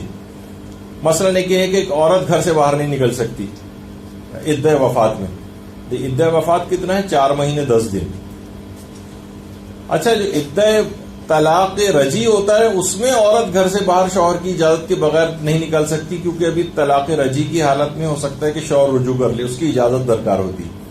لیکن عدہ وفات میں تو شوہر بھی انتقال کر چکا ہے اس کا، تو گھر سے باہر نکلنے کے حرام ہونے کا کوئی مسئلہ نہیں. ہاں، بلا ضرورت بس ایسے ہی جو ہے وہ اتنا مناسب تو نہیں کہنا کہ بس ویسی تفریح کے لیے جو ہے وہ ویسی باہر نکل جائے بلا ضرورت.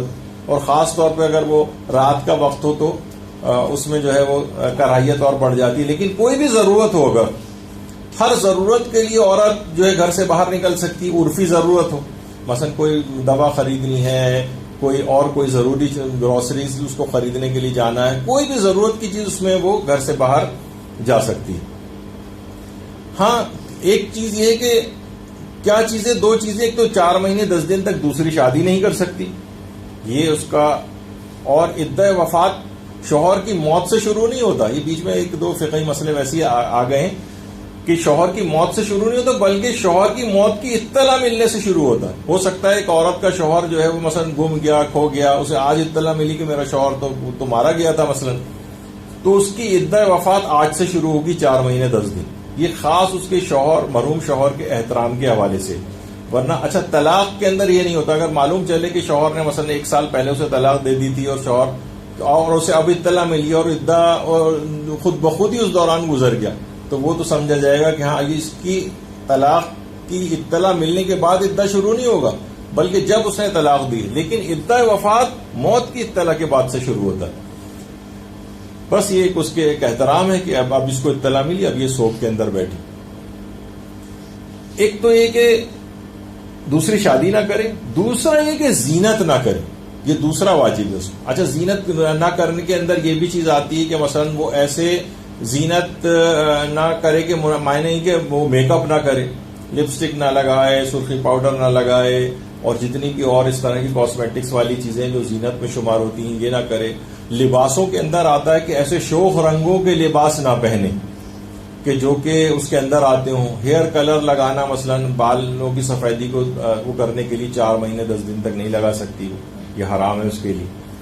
تو بہت سارے اس لحاظ سے اس کے احکامات ہو جاتے ہیں. لیکن کیا ہے کہ کالا لباس وہ پہن سکتی, باقاعدہ روایتوں میں الگ سے تذکرہ جس کا آیا ہے, اور مستدرک الوسائل میں مرزا حسین نوری نے بھی روایت لکھی جس کے اندر امام معصوم نے باقاعدہ چیز فرمائی کہ ولا باسان تلبسا صوبا مصبوغا بسواد. ہاں یعنی زینت نہیں کر سکتی, اس قسم کے کوئی کپڑے وغیرہ نہیں پہن سکتی, البتہ یہ کہ وہ ایسا لباس پہن سکتی ہے جو سیاہ رنگ کا ہو. یعنی باقاعدہ سیاہ رنگ کے لباس کے لیے بیوہ کے لیے الگ سے امام نے اس کے رنگ کا تذکرہ بھی اپنی اس روایت کے اندر کیا ہے. تو ہاں البتہ بہت سے لوگ یہ بھی پوچھ سکتے ہیں کہ مثلا بیوہ ہے, وہ 4 مہینے 10 دن ہے, اب وہ ظاہر مغموم ہے, تو کیا اس کو زیارت پہ ساتھ لے جا سکتے ہیں, نہیں لے جا سکتے؟ جی ہاں بالکل لے جا سکتے ہیں.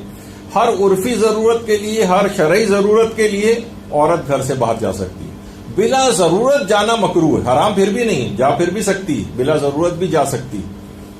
مثلا صحت کے اعتبار سے اس کو ڈاکٹر نے کہا ہے کہ تم جو ہے واکنگ کرو, واک کیا کرو, کولیسٹرول بڑھا ہوا ہے, فلاں چیز ہے, اسٹریس کم ہوتا ہے, تو پھر بھی مکروہ نہیں رہے گا, اور عدت کے دوران بھی جا سکتی. تو حتیٰ کہ حج کے لیے جا سکتی ہے, زیارات کے لیے جا سکتی ہے, ضروریات کی چیزیں خریدنے کے لیے جا سکتی ہے. اور لباس کے اعتبار سے ہر قسم کے شوخ رنگوں سے اس کو اجتناب کرنا ہے, البتہ سیاہ رنگ کا لباس جو ہے وہ پہن سکتی ہے. تو سیاہ لباس جو ہے وہ باقاعدہ شاعر حسینی میں شامل. شاعر دیکھیے, شاعرہ یہ جملے ہیں, باقاعدہ اس پہ ہمارے پورے کئی درس ہو چکے ہیں اس موضوع پر کہ شاعر حسینی جو ہے شاعر ہے. یہ رے اس کے اندر ایک غلط لگا ہوا ہے. شاعر پلورل ہے, شاعرہ جو ہے وہ سنگولر ہے, واحد, یعنی ایک اگر کسی کی بات ہو تو وہ شاعرہ شمار ہوتی. شاعر بہت سارے شاعرہ کا جو ہے مجموعہ ہوتا ہے. تو سیاہ لباس جو ہے شاعر حسینی میں شامل ہے, یعنی جس کو دیکھ کر امام حسین کا غم یاد آئے, وہ تمام چیزیں شاعر میں. مثلا تابوت اٹھانا, کوئی اگر تابوت اٹھا کر لے جا رہا ہو, علم, یہ تمام چیزیں, یا سیاہ لباس, یہ شاعر حسین, ان کو دیکھ کر امام حسین کا غم تازہ ہوتا. اور باقاعدہ عید اللہ بہجت یہ جملہ فرماتے تھے کہ تمام وسائل عزاداری کا احترام کرنا لازم. اس میں لباس سیاہ ہے, اس میں زریوں کا احترام ہے, علم, اور جو جس طرح سے ہمارے یہاں علم وغیرہ بنائے جاتے ہیں, یہ تمام کی تمام چیزیں مشروعیت رکھتی ہیں, ان کا ایک احترام ہے. عام طور پر آج کل یہ نعرے بھی بہت لگنے لگے ہیں کہ یہ تو ہم نے خود بنائی ہیں چیزیں, ان کا کیا احترام ہے. تو ہم نے اس سے پہلے بھی بہت سی مثالیں دی تھی کہ یہ جو غلاف کعبہ یہ بھی تو آپ ہی بناتے ہیں, تو کیا اس کا احترام نہیں ہوگا؟ غلاف, یعنی جس وقت غلاف کعبہ پاکستان کے اندر بھی تیار ہوا تھا ایک سال میں, یہاں سے بن کے غلاف کعبہ وہاں گیا تھا, تو اس کی لوگ زیارت کو جاتے تھے, اس کو چومتے تھے. اور جس وقت غلاف کعبہ وہاں سے الگ بھی ہو جاتا ہے, آج بھی حکومت سعودی عرب باقاعدہ اس کے پیسز کر کے تبرک کے طور پر تقسیم بھی کرتی ہے, اور لوگ لے کر آتے ہیں. بہت سے لوگوں کے پاس یہاں پہ فریم کر کے اپنے گھروں میں غلاف کعبہ کا ٹکڑا لگاتے ہیں. اور ایک زمانے میں تو وہ بھی تھا کہ لوگ کینچیاں لے کے جانا شروع ہو گئے تھے, اور حاجی حضرات وہ غلاف کے دھاگے اور وہاں سے وہ کپڑا کاٹ کے لانے لگے تھے. تو اب وہ ایام حج جب شروع ہوتے ہیں اور لوگ زیادہ آنے لگتے ہیں, تو وہ آپ دیکھتے ہیں کہ غلاف کعبہ کو لپیٹ کے بہت اوپر کر دیا جاتا ہے اسی وجہ سے. تو لوگ کاٹ کاٹ کے بھی لانے لگے تھے. تو بہرحال ان تمام چیزوں کا ایک خاص احترام ہے. یہ مشروعیت حتیٰ کہ سیاہ لباس کا بھی احترام ہے. یہ کیونکہ یہ وسائل عزاداری ان کا احترام مشروعیت رکھتا ہے. تو اس لحاظ سے اگر آپ دیکھیں تو روایات کے اندر باقاعدہ ہمارے 8ویں امام امام رضا علیہ الصلوۃ والسلام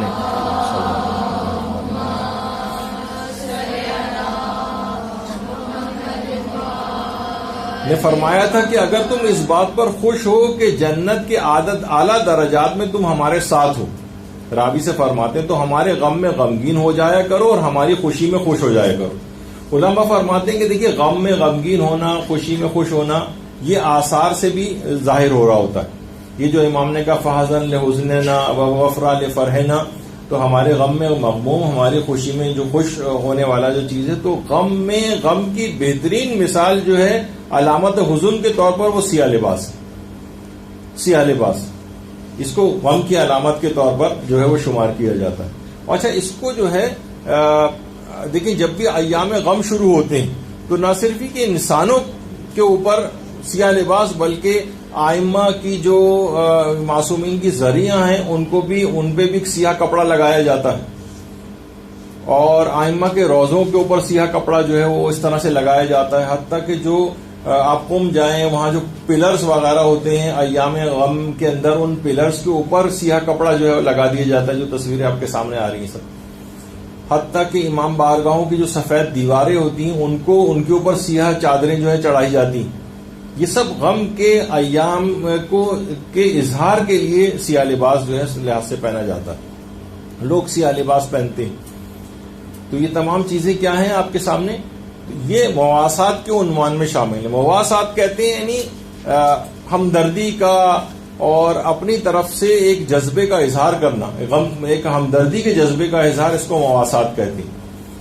تو اور سب سے زیادہ جو مواسات اور ہمدردی کا جذبہ اور وفاداری کا جو جذبہ ہے وہ حقیقی صاحب ازا جو امام زمانہ علیہ الصلوۃ والسلام،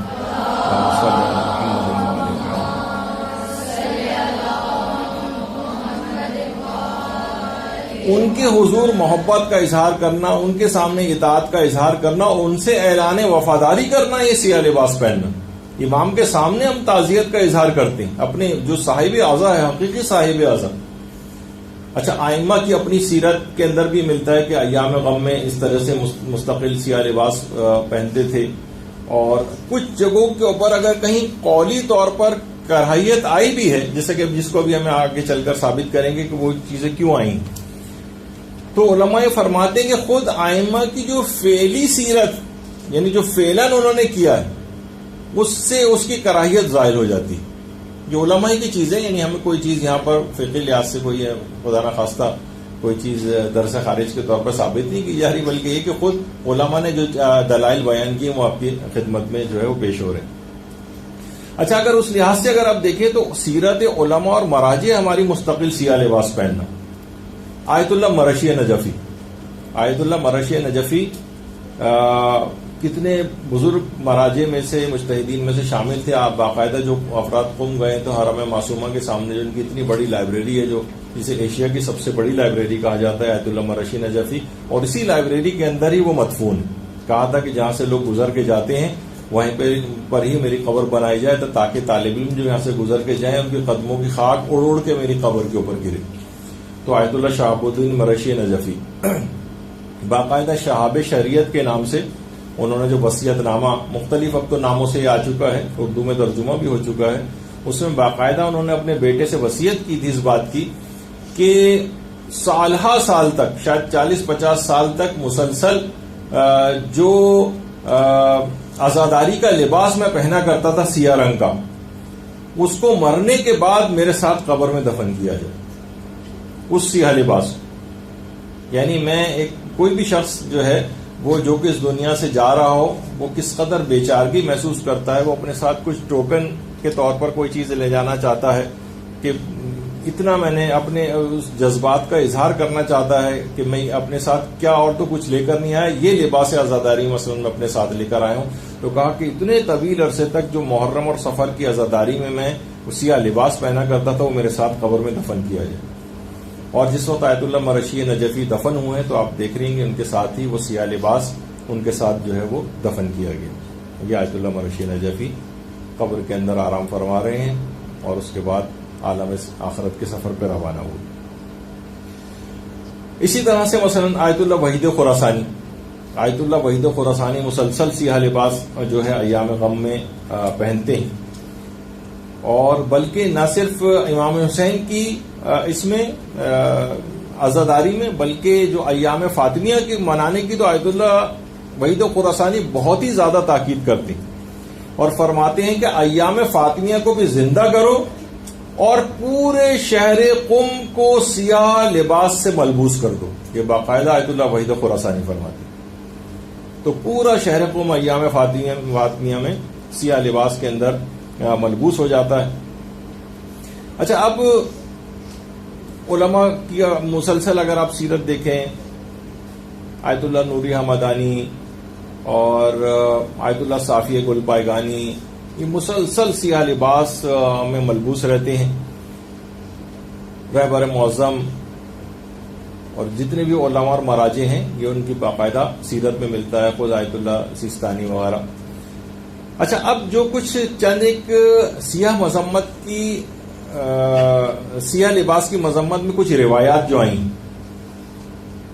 وہ دیکھ لیں، کیونکہ یہ سوشل میڈیا پہ بہت زیادہ نشر کر کے آپ لوگوں کو تنگ کیا جاتا ہے کہ دیکھیے یہ تو خود آپ کے ائمہ نے منع کیا ہے، تم لوگ سیاہ لباس کیوں پہنتے ہو، دیکھو تم اپنے اماموں کی مخالفت کرتے ہو. ان کا کیا مفہوم؟ تو دیکھیے، ایک تو روایت ہے حضرت امیر المومنین علیہ الصلوۃ والسلام کی اپنے اصحاب سے ارشاد فرمایا،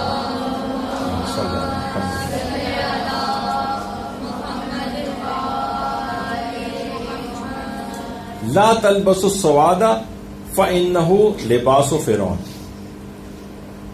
سیاہ لباس مت پہنو کیونکہ فرعون کا لباس. اور دوسری روایت کے اندر، اچھا یہ والی روایت جو ہے لوگ لے کر آتے ہیں، دیکھیے یہ آپ کی اپنی کتاب کے اندر ہے، باقاعدہ اس طرح سے ہائی لائٹ کر کے بھی جو ہے پیش کیا جاتا ہے اس کو کہ دیکھیے فرعون کا لباس قرار دیا گیا ہے. اور جو دوسری روایت ہے اس کے اندر کہ یہ اس سیاہ لباس کو پہننے سے امام نے منع قرار دیا اور کہا کہ یہ اہل نار یعنی اہل جہنم کا لباس. اچھا، اب یہ بات بتا دی جائے کہ جب علماء یہ ان تمام روایت دیکھیے، اس سے کیا ہے کہ جب ممانعت آئی ہے تو یہ کام کیا حرام ہے یا مکروہ ہے، اس کے لیے اسناد دیکھی جاتی ہیں. پہلی روایت تمام علماء نے کہا کہ یہ جتنی بھی روایتیں ہیں کہ جس کے اندر فرعون کا لباس یا اہل جہنم کا لباس قرار دیا ہے سیاہ لباس کو، ان سب کی روایات کی اسناد ضعیف ہیں. اور ضعیف روایت سے کبھی کوئی حرمت کا حکم ثابت نہیں ہوتا، حتیٰ کہ علماء کی اکثریت کے لحاظ سے کراہیت کا حکم بھی ثابت نہیں ہوتا. تو ایک تو ان کی سند کمزور ہے، کسی جگہ روایت میں راوی غائب ہے، کہیں آیا ہے ان رجل، ایک شخص سے سنا، ایک شخص نے کہا، کون شخص تھا کیا تھا اس کا نام ذکر نہیں ہوا، مجہول ہے. تو اس لحاظ سے روایت جو ہے وہ اس کی سند بہت کمزور ہے، تو یہ روایت اس لحاظ سے ناقابل قبول. دوسری بات یہ کہ یہ جو روایات ہیں یہ مرسل اور ضعیف ہونے کے ساتھ ساتھ ان کا ایک خاص پس منظر ہے. مثلا جس میں مذمت کی گئی ہے اس زمانے میں، جس زمانے میں امام نے اس کو منع کیا تھا، جو آگے بھی کچھ اور روایتیں بھی میں نے ساری پیش نہیں کی ہیں، اس میں خاص زمانہ تھا بنو عباس کا دور تھا.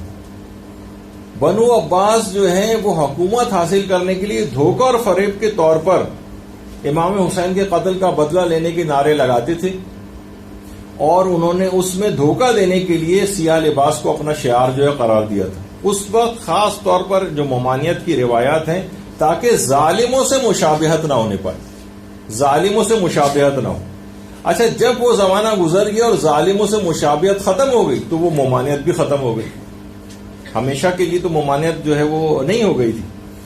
تو باقاعدہ یعنی عباسیوں نے امام حسین کے قتل کے بدلے کا نعرہ لگا کر حکومت حاصل کرنے کا ایک خاص لحاظ سے ایک ڈھونگ رچایا تھا انہوں نے، اور سیاہ لباس پہننے کا بھی ایک ڈھونگ رچایا تھا، اور باقاعدہ کالے رنگ کی نوکدار ٹوپیاں انہوں نے ایجاد کی تھی جو وہ پہنا کرتے تھے اس زمانے میں، اور بڑے بڑے لمبے سیاہ رنگ کے جو جبے جو ہے وہ پہنا کرتے تھے جن پر آیات قرآنی بھی لکھی ہوئی تھی.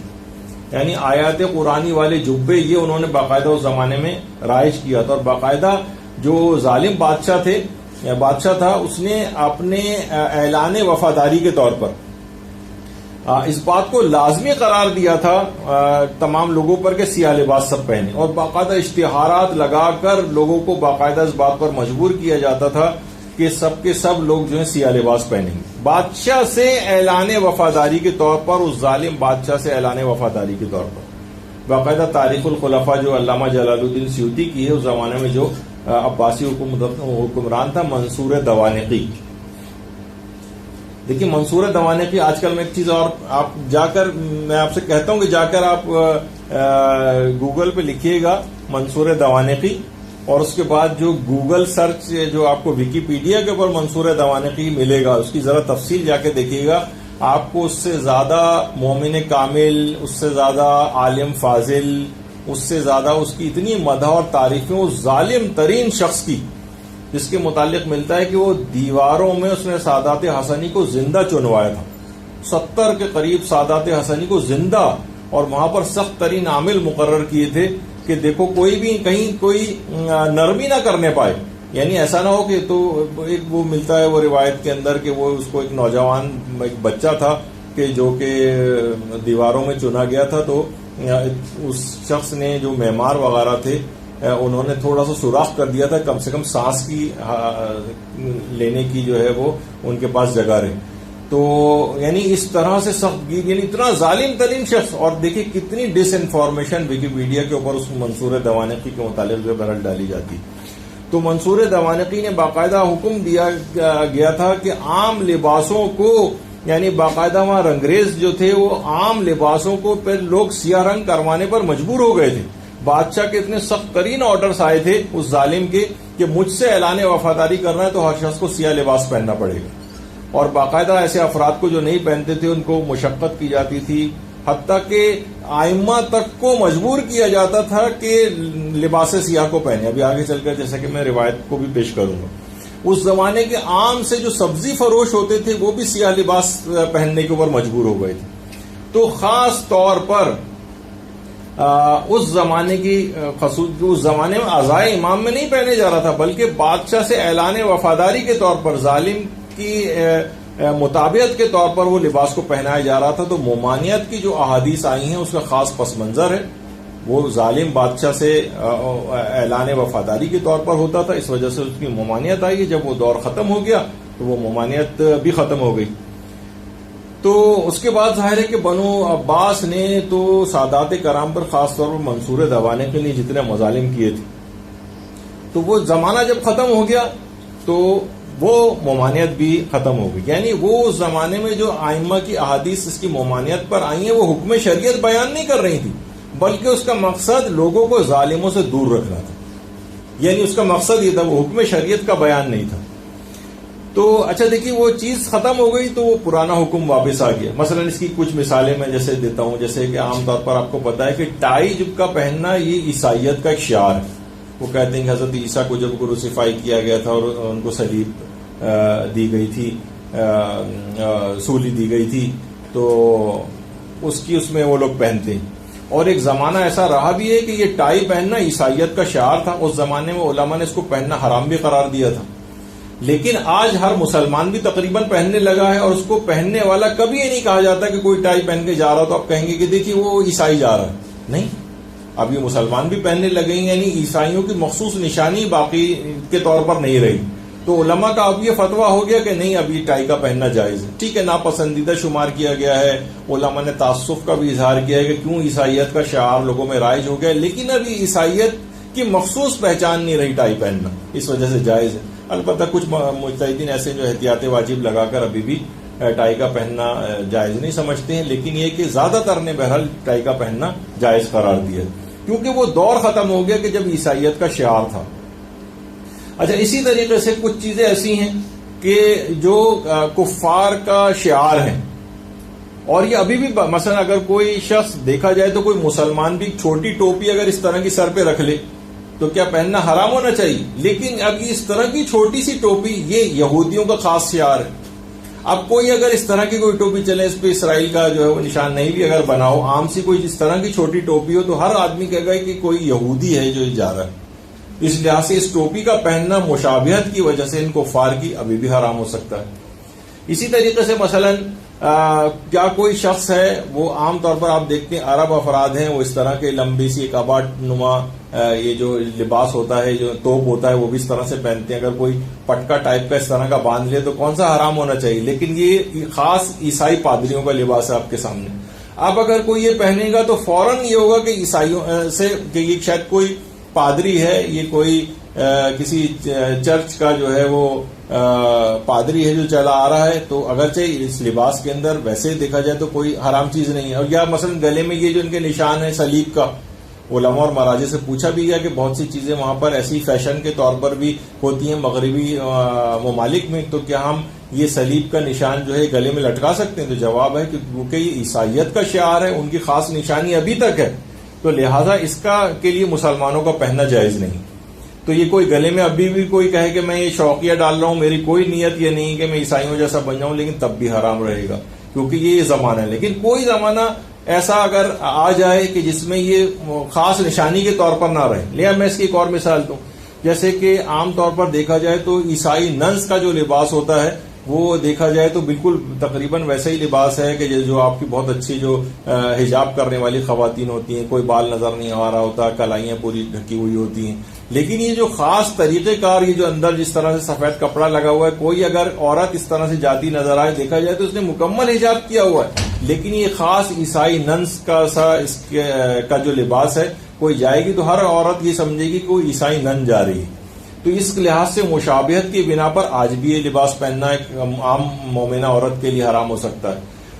لیکن کبھی کوئی ایسے ادوار آ جائے، جیسے میں نے یہ مثال دی کہ جب وہ تک وہ دور رہتا ہے کہ اس کی مخصوص نشانی سمجھی جائے، تب تک وہ چیز حرام ہوتی، اور جب وہ دور چلا جاتا ہے تو جیسے کہ سیاہ لباس کے متعلق آپ نے سنا کہ وہ اس زمانے میں خاص شعار تھا، لیکن بعد میں وہ شعار نہیں رہا، تو اس لحاظ سے جو وہ چیز جائز ہو گئی۔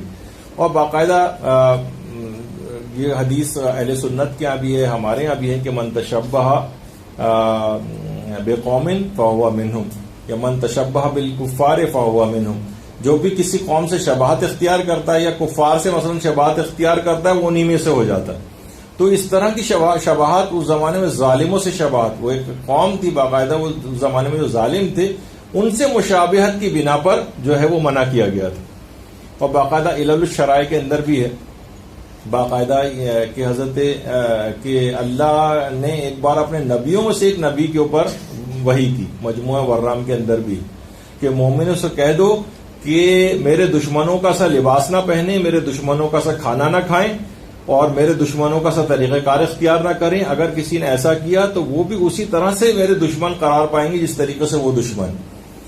تو اس سے اندازہ لگائیں کہ ان دشمنوں کا سا لباس نہ پہنیں۔ تو جو خاص ممانعت کی آئی ہیں وہ الگ سے بھی روایات ہیں کہ ظالموں سے شباہت اختیار کرنے کے اعتبار سے وہ چیزیں تھیں۔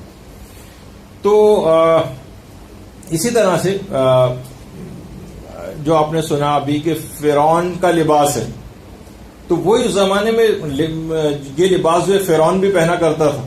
تو خاص چاہے وہ بنو عباس ہوں یا مثلا فرعون ہو، وہ خاص ظالموں کا جو زمانہ تھا، وہ دشمن خدا تھے۔ اس نیت سے آج بھی کوئی پہنے کہ میں بنو عباس اور فرعون کی اس میں، تو آج بھی لباس سیاہ پہننا حرام ہو جائے گا۔ لیکن ظاہر ہے کوئی اس نیت سے کبھی بھی نہیں پہنتا ہے، تو لہٰذا وہ چیز، وہ نیت ختم ہو گئی، تو اس لحاظ سے وہ مسئلہ بھی ختم ہو گیا۔ اچھا، باقاعدہ ہمارے چھٹے امام جعفر صادق علیہ السلام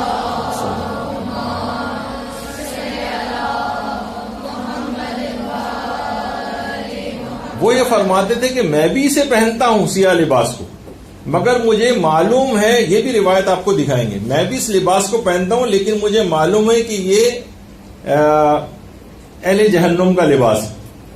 اچھا، اس لحاظ سے آپ دیکھیں کہ فرعون بھی جہنمی تھا اور وہ ظالم بھی جہنمی تھے، تو یہ نہیں کہ وہ یہ لباس پہننے کی وجہ سے جہنمی ہوں، بلکہ جو جہنمی افراد تھے ان کا یہ طریقہ کار تھا، یعنی امام کے کہنے کا یہ بھی مقصد ہے۔ اور باقاعدہ داؤد رقی جو امام کے صحابی تھے، وہ ایک دفعہ یہی لوگوں فرماتے ہیں کہ یہی سوال لوگوں نے امام سے بھی کیا تھا ایک دفعہ، لباس سیاہ سے متعلق. تو چھٹے امام نے فرمایا تھا, لوگ آئے اور امام سے آ کر پوچھا. امام نے اس وقت خود سیاہ عبا پہنی ہوئی تھی, سیاہ امامہ پہنا ہوا تھا, اور سیاہ رنگ کے جوتے بھی پہنے ہوئے تھے. ابھی ہم سیاہ رنگ کے جوتوں پہ بھی تھوڑی سی ڈسکشن کریں گے.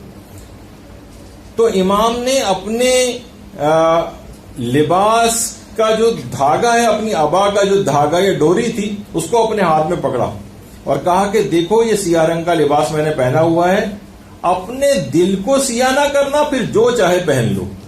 یہ باقاعدہ امام نے فرمایا.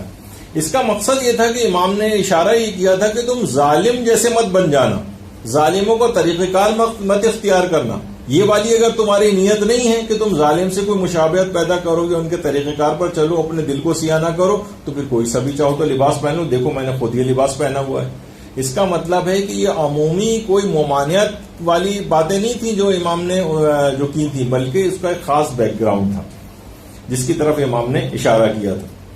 اور یہ باقاعدہ جو وسائل الشیعہ ہے اس میں لباس مسلی کی حدیث نمبر 9 بھی.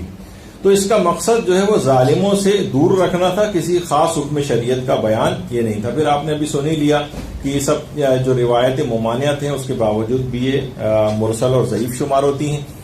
اور کچھ علماء نے کہا ہے کہ اس کو مکروہ کہا ہے بعض نے, اور بعض نے جو کچھ علماء نے مکروہ بھی کہا ہے. تو اگرچہ روایتیں مرسل اور ضعیف ہیں, لیکن یہ ایک قاعدہ ہے ہمارے یہاں جو آپ کو اتنا سمجھنے کی ضرورت نہیں ہے, قاعدہ تو التسامح فی ادلۃ السنن, جس پہ باقاعدہ علماء نے کتابیں بھی لکھی ہیں کہ جو مستحبات اور مکروہات کی دلیلیں ہیں وہ بہت زیادہ مضبوط ہونا ان کا ضروری نہیں ہوتا ہے.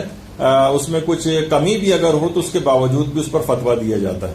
تو بہت سے علماء اس قاعدے کو جو تسلیم کرتے ہیں اس کے تحت انہوں نے اس کے اوپر, حتیٰ کہ آیت اللہ سیستانی نے بھی جو اپنی توضیح المسائل میں لباس نمازی کا لباس ہے اس میں سیاہ لباس میں جو مکروہ قرار دیا ہے وہ بھی اسی قاعدہ تسامح کو استعمال کر کے وہاں پر مکروہ لکھا ہے. ورنہ خود آیت اللہ سیستانی کے نزدیک عام حالات میں بھی, نماز میں بھی, کہیں پہ بھی جو وہ سیاہ لباس میں کی کراہیت کا کوئی حکم نہیں. سیاہ لباس میں نہ عام حالات میں پہننا مکروہ ہے اور نہ ہی نماز میں. اچھا, اب اور پھر علماء فرماتے ہیں کہ چلے بالفرض اگر مکروہ بھی ہو تب بھی اگر عزائے امام میں آپ نے سیاہ لباس پہنا ہوا ہے تو کراہیت ختم ہو جاتی ہے. یعنی وہ علماء جو کہ مکروہ سمجھتے ہیں وہ بھی کہتے ہیں کہ عزائے امام میں پہننے سے اس کی کراہیت ختم ہو جاتی ہے. اچھا, اب اگر ہم دیکھیں ابھی آپ نے کتنی روایتیں اس کی جواز کی سنی, جائز ہونے کی, اور کتنی روایات آپ نے اس کی مذمت کی بھی سنی. اب یہ جو روایتیں جائز ہونا اور اس کی مذمت ہونا ایک میں, اور امام کا خود طریقہ کار بھی خاندان بنو ہاشم کا طریقہ کار, اور ام سلمہ کا, اسماء بنت امیس کا, چوتھے امام کا, دوسرے امام کا, اور دیگر ائمہ کا, اس لحاظ سے جو آپ نے سنا.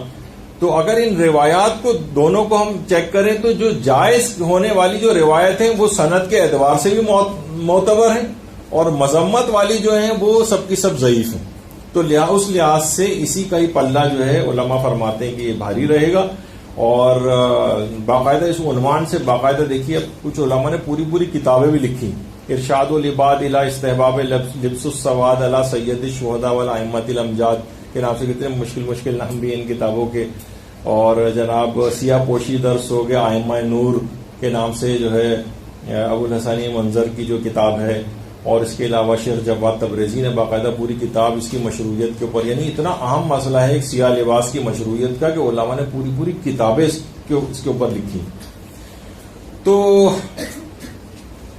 جو ابھی کہا کہ بعض نے مکروہ کہا ہے اور بعض نے فقط نماز میں مکروہ کہا ہے, اور بعض نے کہا ہے کہ اگر عزائے امام میں پہنا ہو تو نماز میں بھی مکروہ نہیں رہتا, جیسے کہ شیخ جواد تبریزی وغیرہ نے. اور باقاعدہ انہوں نے سلسلے میں ایک فتویٰ بھی ان کا مشہور ہے جو کہ دیا ہے, جس میں انہوں نے کہا ہے کہ نماز میں سیاہ لباسی کراہیت ثابت نہیں, اور عزائے اہل بیت وغیرہ کے اندر تو باعث اجر و ثواب بھی اس کو پہننا. تو اب یہ جو روایتیں متضاد ہیں اس میں حل کیا ہوا, یعنی حرام ہونا تو کسی نے قرار نہیں دیا, بعض نے صرف مکروہ کہا ہے, بعض نے صرف نماز میں مکروہ کہا ہے, اور اکثر علماء تو ایسے ہیں کہ جو کہ عام حالات میں نماز دونوں میں مکروہ قرار نہیں دیتے. اچھا, جو مکروہ بھی قرار دیتے ہیں وہ یہ نہیں کہتے ہیں نہ پہنے, بلکہ اس کے معنی ہے کہ ثواب میں کمی ہونا. مثلا اگر آپ نماز میں اگر 100 میں 100 نمبر لینا چاہتی ہیں اور نماز میں آپ نے سیاہ لباس پہنا ہوا ہے تو آپ کو 80 نمبر ملیں گے، 90 نمبر ملیں گے، 10 نمبر کٹ جائیں گے مثلا. تو اس لحاظ سے صرف اس کے معنی مکروہ کے معنی ثواب میں قلت ثواب، یعنی ثواب میں کچھ کمی واقع ہونا، یا نہ یہ معنی نہیں کہ بالکل ثواب نہیں ملے گا، ثواب ملے گا، کچھ کم ہو جائے گا. لیکن اب موجودہ مراجع تو خیر جیسے کہ آپ نے ابھی آیت اللہ سیستانی کا سنا کہ وہ تو اس کو مکروہ بھی نہیں سمجھتے. اچھا یہاں پر کہا جاتا ہے کہ نہیں ہے مولوی نہیں بلکہ نہیں ہے ارشادی. یہ چھوڑیے ذرا مشکل بات ہو جائے گی، اتنا وقت نہیں رہا. اچھا اب یہ اور بتا دیے، جیسے یہ بھی دیکھیے یہ جو ہمارے دشمنان ہیں ان کی ایک پوسٹ ہے، اس میں انہوں نے کہا کہ دیکھیے یہ شیعوں کے ہاں کتنی متضاد باتیں، یہ لوگ رافضہ جو ہے ظاہر میں طنز میں وہ رافضہ کہتے ہیں، اور روایت بھی جو ہے وہ انہوں نے لکھی ہے کہ رسول اللہ نے جو ہے وہ مکروہ قرار دیا ہے سیاہ لباس کا پہننا سوائے 3 موقعوں کے، جس میں وہی امامہ، ابا، موزے وغیرہ کا تذکرہ. تو اس کا مطلب ہے کہ مکروہ ہے لیکن سوائے ان 3 لباس کے. تو یہ جو پورا لباس پہنتے ہیں اس لحاظ سے پیغمبر اسلام کی مخالفت کرتے ہیں. تو روایتیں استثنا جو آئی ہیں جو کہا جاتی ہے نا کہ یہ 3 چیزیں صرف، تو یہ بھی ہمارے علماء کے نزدیک معتبر روایتیں نہیں، ضعیف اور مرسل روایتیں ہیں، روایتیں استثنا بھی. تو اس لحاظ سے ہم پر یہ ان کا جو طنز ہے، انہوں نے ظاہر ہے ہماری چیزوں کو پڑھا نہیں ہے، بس ایک کہیں روایت پڑھی، ہمارے یہاں روایت پڑھ کے تو اس طرح سے حکم نہیں لگایا جاتا. تو یہ خود ان کی بھی اسناد جو ہے وہ ضعیف ہے. اچھا اب عورت کی چادر کے حوالے سے بھی سیاہ رنگ کی چادر وہ اگر خواتین جو پہنتی ہیں وہ بھی مکروہ نہیں ہے. اچھا ایک چیز اور آپ کے سامنے پیش کر دی جائے، وہ میں جلدی جاؤں گا. البتہ 2 چیزیں ایسی ہیں لباس کے طور پر ایسی کہ جو کہ سیاہ لباس میں ہو تو مکروہ. ان میں ایک ہے لباس احرام. لباس احرام کا چاہے عورت پہنے یا مرد پہنے سفید ہونا مستحب. اگر کوئی سیاہ رنگ کا لباس مثلا کوئی سیاہ رنگ کا یہ کروا لے، غالباً ایک اس طرح کا ایک میں نے شخص کو پہنے کہیں حج پہ ایک شخص کو دیکھا تھا اس طرح سے، پتہ نہیں کہ اس کو کس نے بتایا تھا. بہرحال مکروہ ہے سیاہ لباس احرام. اور دوسرا جو ہے وہ ہے کفن کا سفید ہونا مستحب یا بہتر ہے. تو سیاہ رنگ کے لباس میں یہ 2 چیزیں آتی ہیں، احرام بھی مکروہ ہے اور خود کفن کو بھی اکثر علماء نے سیاہ رنگ کا نہیں ہونا چاہیے یہ مکروہ قرار دیا. اگر کوئی کر بھی دے تو بہرحال احرام صحیح ہے اور اس کا کفن بھی ٹھیک ہے، لیکن یہ کہ ثواب میں کمی واقع ہوتی. تو یہ اس کے لحاظ سے معتبر روایتیں ہوں گی، لیکن جو عمومی لباس پہنا جاتا ہے اس کے اندر اس کی کراہیت نہیں. اور اگر عزائے امام میں پہنا ہو تو اس کا ثواب اور استحباب جو ہے کا جو حکم آ جاتا ہے. اس لحاظ سے اگر آپ دیکھیں تو غلاف کعبہ بھی بہت سی روایت میں خود پیغمبر اسلام کے دور سے اس غلاف کعبہ کا جو ہے وہ رنگ سیاہ تھا. البتہ غلاف کعبہ ہمیشہ سے کپڑے کا نہیں تھا. حضرت اسماعیل کی زوجہ نے سب سے پہلے 2 دیواروں کے اوپر، اس زمانے میں اتنا نہیں ہوتا لیکن درختوں کی چھال سے اس کا ایک غلاف تیار کیا تھا. اور اس کے بعد پھر اس کے بعد درختوں کی چھال ہٹ گئی تھی اور پھر کپڑا اس کی جگہ پر آ گیا تھا. تو بہرحال پیغمبر اسلام کے اپنے ادوار کے اندر بھی سیاہ رنگ کا کپڑا اس کے اوپر اس کی مشروعیت رہی. اگر پیغمبر کو یہ منع ہوتا تو یہ جہنمیوں کا یا فرعونوں کا اس طرح سے کوئی لباس ہوتا تو پیغمبر کم سے کم اس کی نشانی خانہ کعبہ کے اوپر نہ کرواتے. اچھا اب آ جائیے وہ چیز کہ ہر سال، اچھا یہ والا پہلو کچھ ہمارے افراد کی طرف سے آتا ہے کہ ہر سال یہ نئے جوڑے بنوانے کی اس کے ایام اعظم میں کیا ہے، اس کی کافی مذمت وغیرہ آتی. اچھا کچھ تو چیزیں ایسی ہیں اور کہا جاتا ہے کہ اسراف بھی ہے. اچھا کچھ ایسی چیزیں ہیں کہ جس پہ عام طور پر اعتراض ہوتا ہے، مثلا یہ بہت برانڈڈ قسم کے آج کل بتائیے عزائے امام میں اتنا برانڈ بنانے کی کیا ضرورت ہے. کچھ ایسے خواتین نے ایسے فیشن والے کالے رنگ کے کپڑے بنوانے شروع کر دیے ہیں، اور مرد حضرات بھی اس طرح سے کڑھائیوں والے جو پہننے لگے ہیں. خواتین اس انداز کے جو ہے وہ پرنٹ والے پھول بنے ہوئے ان کے اوپر اس طرح سے آنے لگے ہیں، یا اس طرح کی جس میں عام لباس کی شرائط بھی پوری نہیں ہو رہی. سیاہ لباس کے ساتھ اس میں مثلا چست پہنے جا رہے ہیں، جسمانی خد و خال نمایاں کرنے والی چیزیں پہنی جا رہی ہیں. اس طرح کی اگر ہے تو واقعی یہ تو قابل، یعنی یہ تو مذموم ہے. حرام تو خیر اس لحاظ سے نہیں کہیں گے، لیکن یہ کہ بلکہ تو معیوب بھی ہے. لیکن کہیں یہ رائج نہ ہو جائے یعنی اس کو بہرحال آپ کو ایک سادہ طریقے سے اس کو رکھنا ہے، اور اس کے اندر خاص طور پر کوئی اس طرح کی غیر الہی نیتیں بھی اس کے اندر نہ آ جائیں. مثلا اس کو پہن کے ہم بڑے خوبصورت لگیں گے اور گورے لگیں گے، اور فلاں خدا نہ خواستہ ان خواتین کے لحاظ سے جو نیتیں اس کے اندر آ جاتی ہیں، تو یہ غیر الہی نیتیں وغیرہ نہ آ جائیں جس سے غم و حزن کے منافی نہ ہو جائے. یعنی آپ اپنی نیتوں کو نیتوں کی اصلاح کے لیے باقاعدہ آپ اپنی نیتوں کو اچھا بھی رکھیں. بعض اوقات یہ بھی چیز ہوتی ہے نا کہ نیتوں کو ٹھیک بھی رکھنا ہوتا ہے، تو اس کی تو آپ کو احتیاط کرنا ہے. اچھا، اب یہ جو آتا ہے کہ جناب ہر سال نئے سلوانے کی کیا ضرورت ہے، تو دیکھیے بہرحال مرد حضرات کو تو شاید اتنی ضرورت نہیں پیش آتی، لیکن کیا ہے کہ مثلا بچوں میں، بچے چھوٹے ہیں بڑے ہو رہے ہیں، ہر سال ان کا سائز تبدیل ہو رہا ہے، سلوانے کی ضرورت پیش آتی ہے. میں آپ لوگوں کی تھوڑی سی حمایت میں گفتگو کر رہا ہوں. اچھا، آج خواتین ہیں، مردوں کی نسبت خواتین 5 سے 10 گنا زیادہ مجلس اٹینڈ کرتی ہیں. مرد تو مشکل سے ایک دن میں ایک مجلس کو اٹینڈ کر لی، وہ بھی ضروری نہیں ہے، لیکن خواتین کا جو وہ ہے استعمال وہ بہت زیادہ ہے، تو اس میں ان کے کپڑے خراب بھی ہوتے ہیں اور پھٹ بھی سکتے ہیں اور بہت ساری اور چیزیں ہیں، تو ان کو اس لحاظ سے اس کی زیادہ ضرورت پیش آتی ہے. تو اگر وہ سلوا بھی لیں تو کوئی اس کے اندر ایسا حرج نہیں ہے کہ اگر کوئی خدا نخواستہ غیر الہی ان کی نیت نہیں ہے تو اس کے اندر کوئی حرج نہیں ہے. غم امام حسین کے لیے کسی بھی طرح کی اگر اس طرح کی چیزیں ہوں تو اس میں کوئی حرج واقع نہیں ہوتا. ہر سال کے اعتبار سے آپ دیکھیں، اگرچہ خانہ کعبہ کا وہ غلاف ایک سال کے اندر کوئی اتنا بوسیدہ اور خراب نہیں ہوتا، لیکن ہر سال اس کو تبدیل کیا جاتا ہے، ہر سال تبدیل کیا جاتا ہے. اس میں کوئی ایسی ممانعت والی بات نہیں ہے کہ جو ایک دفعہ پہن لیں. مثلا مثال وہ پھر علماء والی مثال الگ ہے، جو ابھی آپ نے آیت اللہ سیستانی کی جو ابا دیکھی تھی، 40 سال سے وہی ابا ہے، 40 سال سے، تو وہ ان کا ایک الگ موقع اور مقام ہے. جو اور عمل کرنے کی باتیں ہیں سوائے کپڑوں کے علاوہ اور چیزوں میں آپ ان کی سیرت کے اوپر بہرحال عمل کریں، اور لوگوں کو اس لحاظ سے مجبور نہ کریں کہ ہر وقت ان کے اوپر اعتراض، ہر وقت ان کے اوپر طنز، ہر وقت یہ کپڑے کیوں بنا لیے، یہ کیا. یعنی وہ اچھا لوگ ایک اور بھی چیز ہے، لوگوں کی نیتوں پر حکم لگانے کا مسئلہ. ہر وقت جو ہے نا لوگوں سے سوء ظن رکھنا، مومنین کے اوپر تہمتیں لگانا، الزامات لگانا. آپ کو کسی کے دل کا کیا پتا ہے؟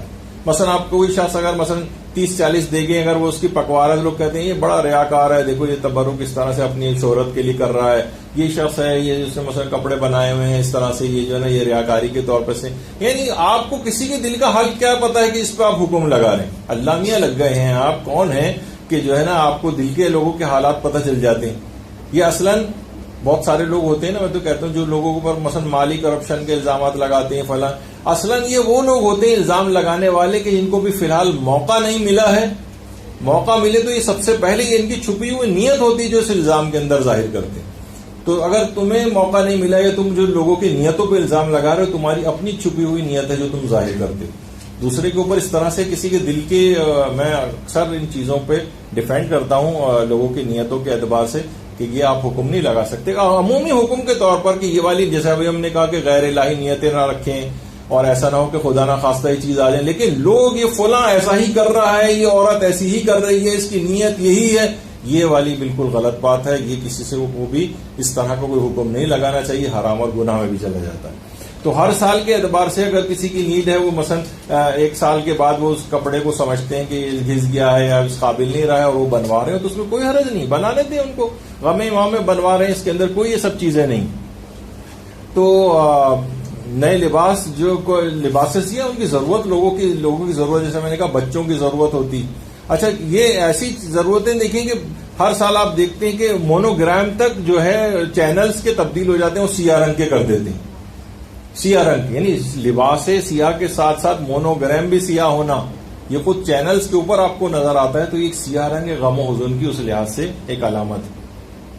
اچھا، اب لوگ کہتے ہیں بھائی تو اسراف ہو رہا ہے. ایک تو یہ بڑا مسئلہ ہے کہ پورے سال لوگوں کو اسراف نہیں آتا، اور جہاں ایام اضحیٰ شروع ہوتے ہیں ہر چیز میں اسراف نظر آنے لگتا ہے. کپڑوں کے اندر اسراف ان کو جو نظر آ رہا ہے. اب دیکھا جائے تو کتنی خواتین ہیں ایام حزن و غم ہے نا، یہ ترکی کی خواتین ہیں، ساری کی ساری اگر کئی ہزار ہیں، سب نے لباس سیاہ پہنا ہوا ہے. تو سب نے یہ ہزاروں خواتین نے لباس سیاہ سلوائے ہوں گے نا، جن کو آپ فخریہ طور پر بتا رہے ہوتے ہیں کہ دیکھیے ان سب نے حتیٰ کہ نائجیریا کے خواتین اور وہ سب کے سب لوگ سیاہ لباس تو سلتے ہیں تبھی تو انہوں نے پہنے ہوئے ہیں.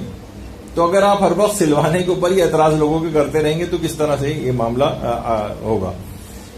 تو لوگ ایام حزن و غم کے اظہار کے طور پر سیاہ لباس کو اس لحاظ سے پہنتے ہیں. اچھا لوگوں کیا اسراف کے نعرے, حتیٰ کہ جناب عالیہ حیران ہوں گے کہ جو علم ہے ان کے جو کپڑا ہے اتنا بڑا علم بنا کے اتنا زیادہ کپڑا ضائع کرنے کی کیا ضرورت ہے, اس کا کپڑا چھوٹا رکھ کے غریبوں کو کپڑے پہنائے جائیں, یہ والے نعرے لگنے لگتے ہیں. جناب علی یہ جو 72 تابوت بنانے کی کیا ضرورت ہے, ایک تابوت آپ نکال دیں خالی. ان سب کے اثرات ہیں, ان سب کے فلسفے ہیں, ان کا ایک ویژول امپیکٹ ہے لوگوں کے دماغوں میں. کتنے افراد وہاں پر شہید ہوئے, ایک مظلومیت کا احساس ہے. یہ اسراف نہیں ہے. لوگ کہتے ہیں کہ اب دیکھیے اتنے کپڑے ان تابوتوں کے اوپر 72 تابوتوں پہ چڑھائے ہوئے ہیں کسی غریب کو, تو غریبوں کے لیے تو پورا سال بھی پڑا ہوا ہے نا آپ کے پاس. یہ صرف اور صرف آپ کو عاشور کے روز خاص ایام غم کے اندر یہ والی کیلکولیشنز کیوں یاد آنے لگتی ہیں. اور خالی یہ نہیں بلکہ جناب یہ لوگوں کو ہر سال زیارات کے لیے جانے کی کیا ضرورت ہے, یہ اس کے بجائے وہ پڑوس کی بیوہ کے اوپر پیسے کیوں نہیں لگا دیتے. حالانکہ وہ افراد جو ہر سال زیارت پہ جاتے ہیں وہی اس بیوہ کا بھی خیال کر رہے ہوتے ہیں. یعنی ایسا نہیں ہے کہ بلکہ وہ ان ایسے افراد کو جن کو آپ روک رہی ہیں زیارت پہ نہ جائیں, بیوہ کو دے دیں تو نہ زیارت پہ جائیں گے نہ بیوہ کو دیں گے, تو یہ دونوں ہی چیزیں ختم ہو جائیں گی. تو بہرحال اس میں ایک چیز کو روک کر دوسری چیز کبھی نہیں کرنی چاہیے. تو لوگ اس پہ بھی اعتراض میں بھی اسراف نظر آنے لگا.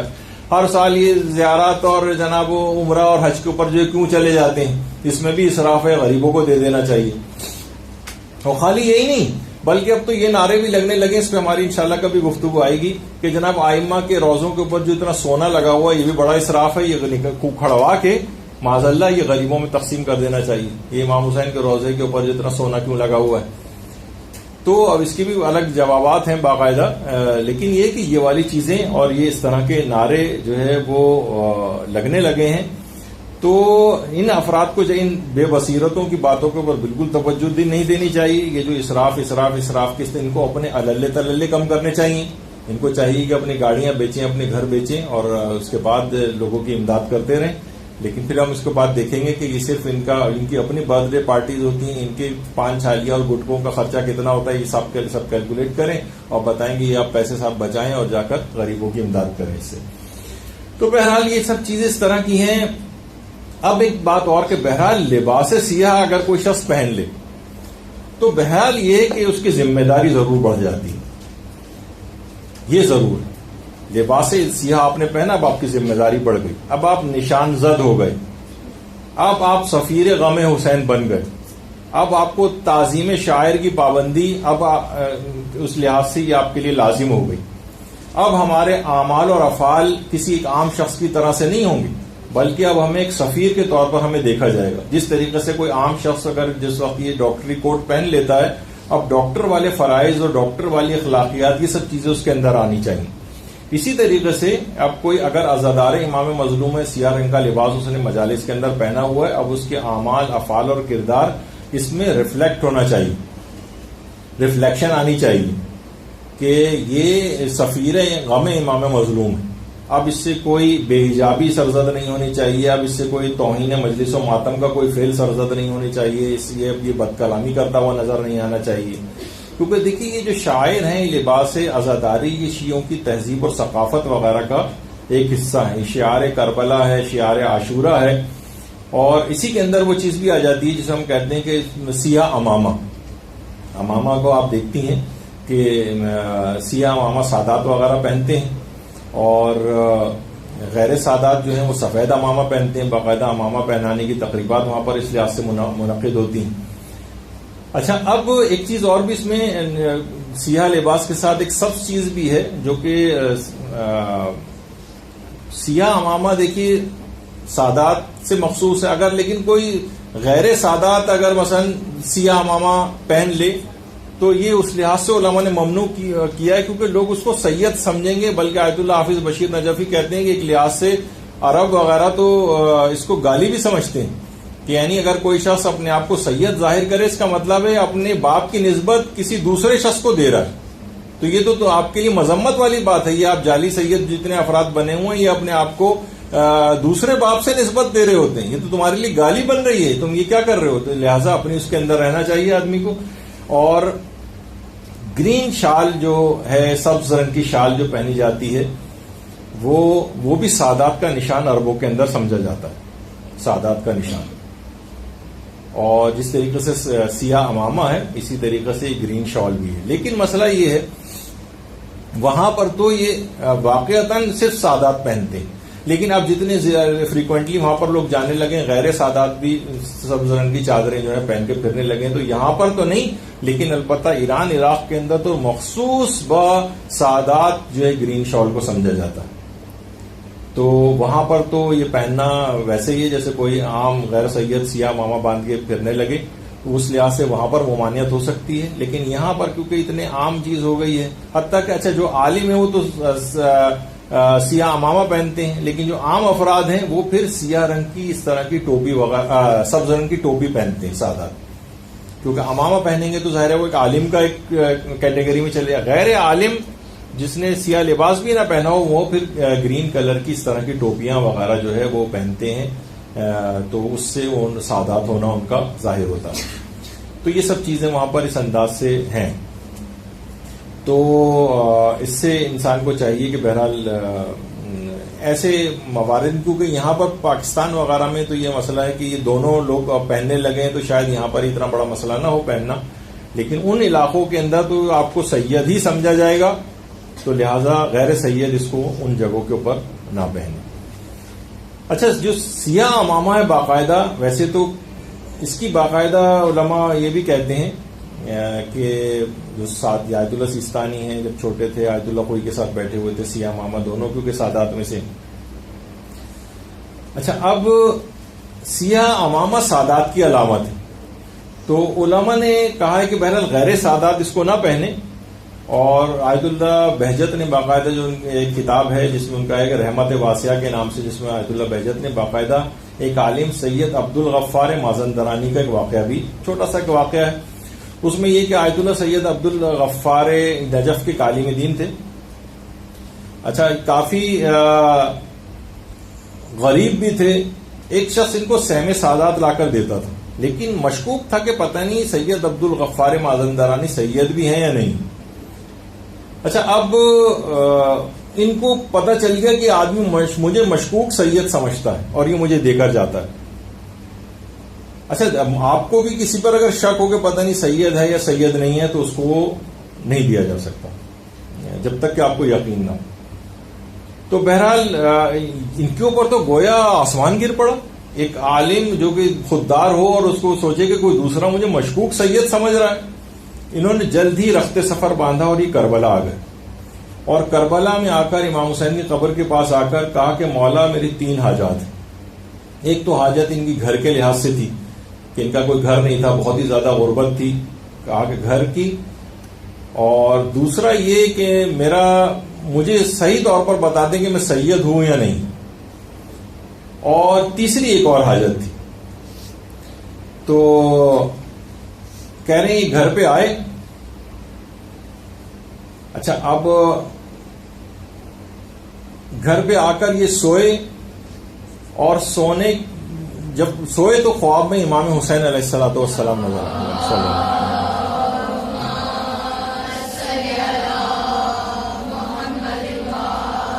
کہا کہ گھر کی حاجت تو رہنے دو، یا آخرت میں تمہیں اس کا گھر ملے گا، آخرت میں تمہارا گھر. بہت سے لوگ ہیں مالی وسائل کے لحاظ سے پریشان ہوتے ہیں، مسئلہ حل نہیں ہوتا، تو انشاءاللہ چند روزہ دنیاوی زندگی گزر ہی جائے گی اور وہاں پر پھر ساری محرومیوں کا ازالہ ہو جائے گا. کہا کہ اس کو تو تم رہنے دو. دوسری ہے کہ تم واقعی سید ہو اور یہ لو میں سیاہ امامہ تمہارے سر پر رکھتا ہوں. باقاعدہ آیت اللہ سید مازندرانی جو تھے، ان کے سر پر سیاہ امامہ امام حسین نے خود رکھا. اچھا، اس کے بعد تیسری حاجت انہوں نے بتائی نہیں تھی. جب ان کا انتقال ہو گیا تو یہ اپنی بیٹی کے خواب میں آئے اور ان کو آ کر بتایا کہ تیسری حاجت یہ تھی میری، جو کہ امام حسین نے اس کو بھی ایکسپٹ کر لیا تھا.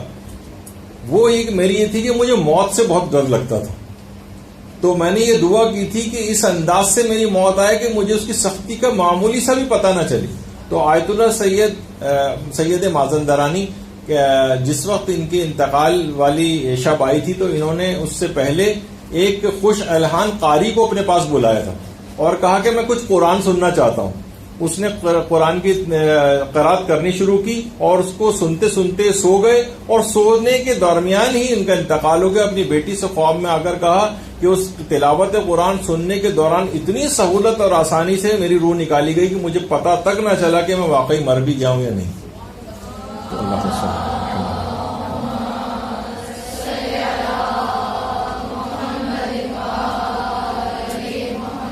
تو بہرحال اس لحاظ سے ایک علامت تو ہے، کیونکہ آپ نے خود اس واقعے کے اندر بھی آیت اللہ بہجت نے یہ بیان کیا کہ امام حسین نے سیاہ امامہ ان کے سر پہ رکھا. اچھا، اب کچھ چیزیں ایسی ہیں کہ دیکھیے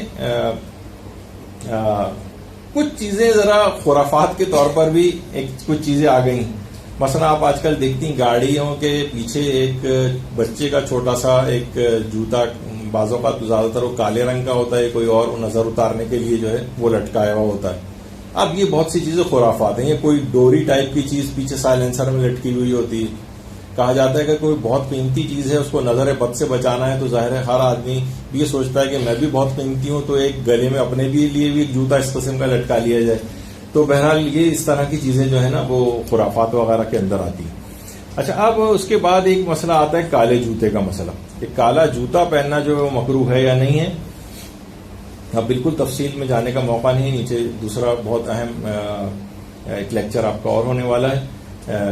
مولانا محترم تشریف لا چکے ہوں، لیکن جلدی جلدی بس کو ختم کر دیں. تمام اس میں خاص طور پر آیت اللہ سیستانی وغیرہ سے تو استفتاء بھی ہوا ہے، تو ان کا یہی جواب آیا کہ کالے جوتا پہننے کی کراہیت بھی ثابت نہیں ہے، یہ مکروہ نہیں ہے.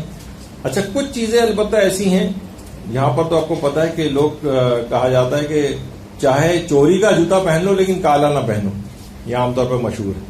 اور اس میں کچھ روایات میں بہرحال یہ بھی آیا کہ نگاہ کمزور ہوتی ہے اور غم زیادہ ہوتا ہے اور جسمانی طاقت مردوں کی لحاظ سے کم ہو جاتی ہے.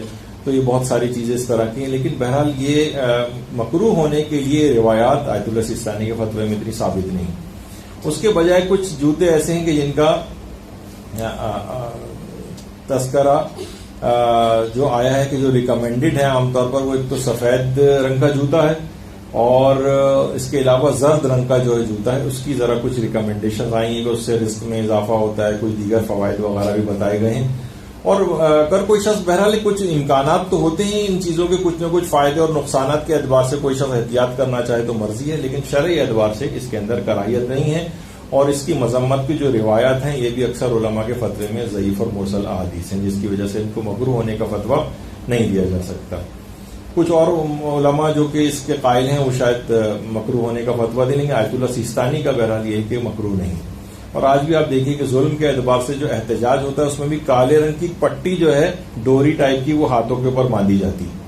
تو لباس جو عزا ہے، کیونکہ اتنا زیادہ ظلم ڈھائے گئے خاندان اہل بیت پہ، تو مکمل لباس سیاہ پہن کر ہم اس ظلم کے خلاف احتجاج کرتے ہیں.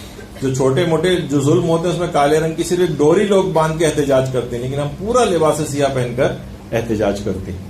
تو بہرحال یہ علامت حزن و غم کے طور پر ہے، اس کے طور پر ہی اس کو منانا چاہیے. اس کی حکمتیں بہت ہیں، علماء بہت زیادہ اس کی جو ہے وہ تاکیدات کرتے آ رہے ہیں. علماء خود بھی پہنتے ہیں. امام خمینی جس اعتبار سے اس لباس کو جو ہے وہ پہنا کرتے تھے، اس کی مشروعیت پوری ثابت ہے. اور قول و فعل تقریر معصوم سے اس کی مشروعیت ثابت ہوتی ہے. علماء کے سلسلے میں فتاوی ہیں، علماء اہل سنت بھی اب اس کی جواز کے فتوے دینے لگے ہیں. آج موقع نہیں ہے ورنہ آپ کو آج کچھ چیزیں اور بھی سنواتا میں.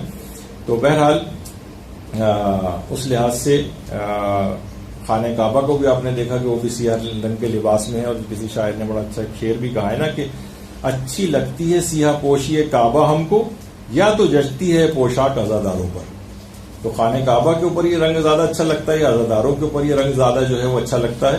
تو بہرحال یہ کہ آپ نے دیکھا کہ یہ اس کے اندر کتنی احکام موجود تھے، اس کے اندر چیزیں تھیں، کتنی روایات آپ نے اس سلسلے میں سنی، اس کی مشروعیت پہ اس سلسلے میں کتنے واقعات تھے.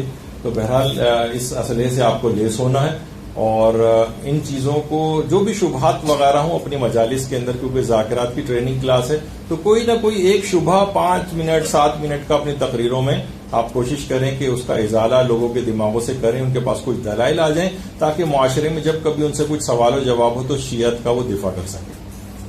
تو یہاں پر گفتگو روکتے ہیں، انشاءاللہ اگلے اتوار کو پھر دوبارہ ایک درس کے سلسلے میں آپ سے ملاقات ہوگی کسی نئے موضوع کے ساتھ. وصلی اللہ علی محمد وآلہ الطیبین.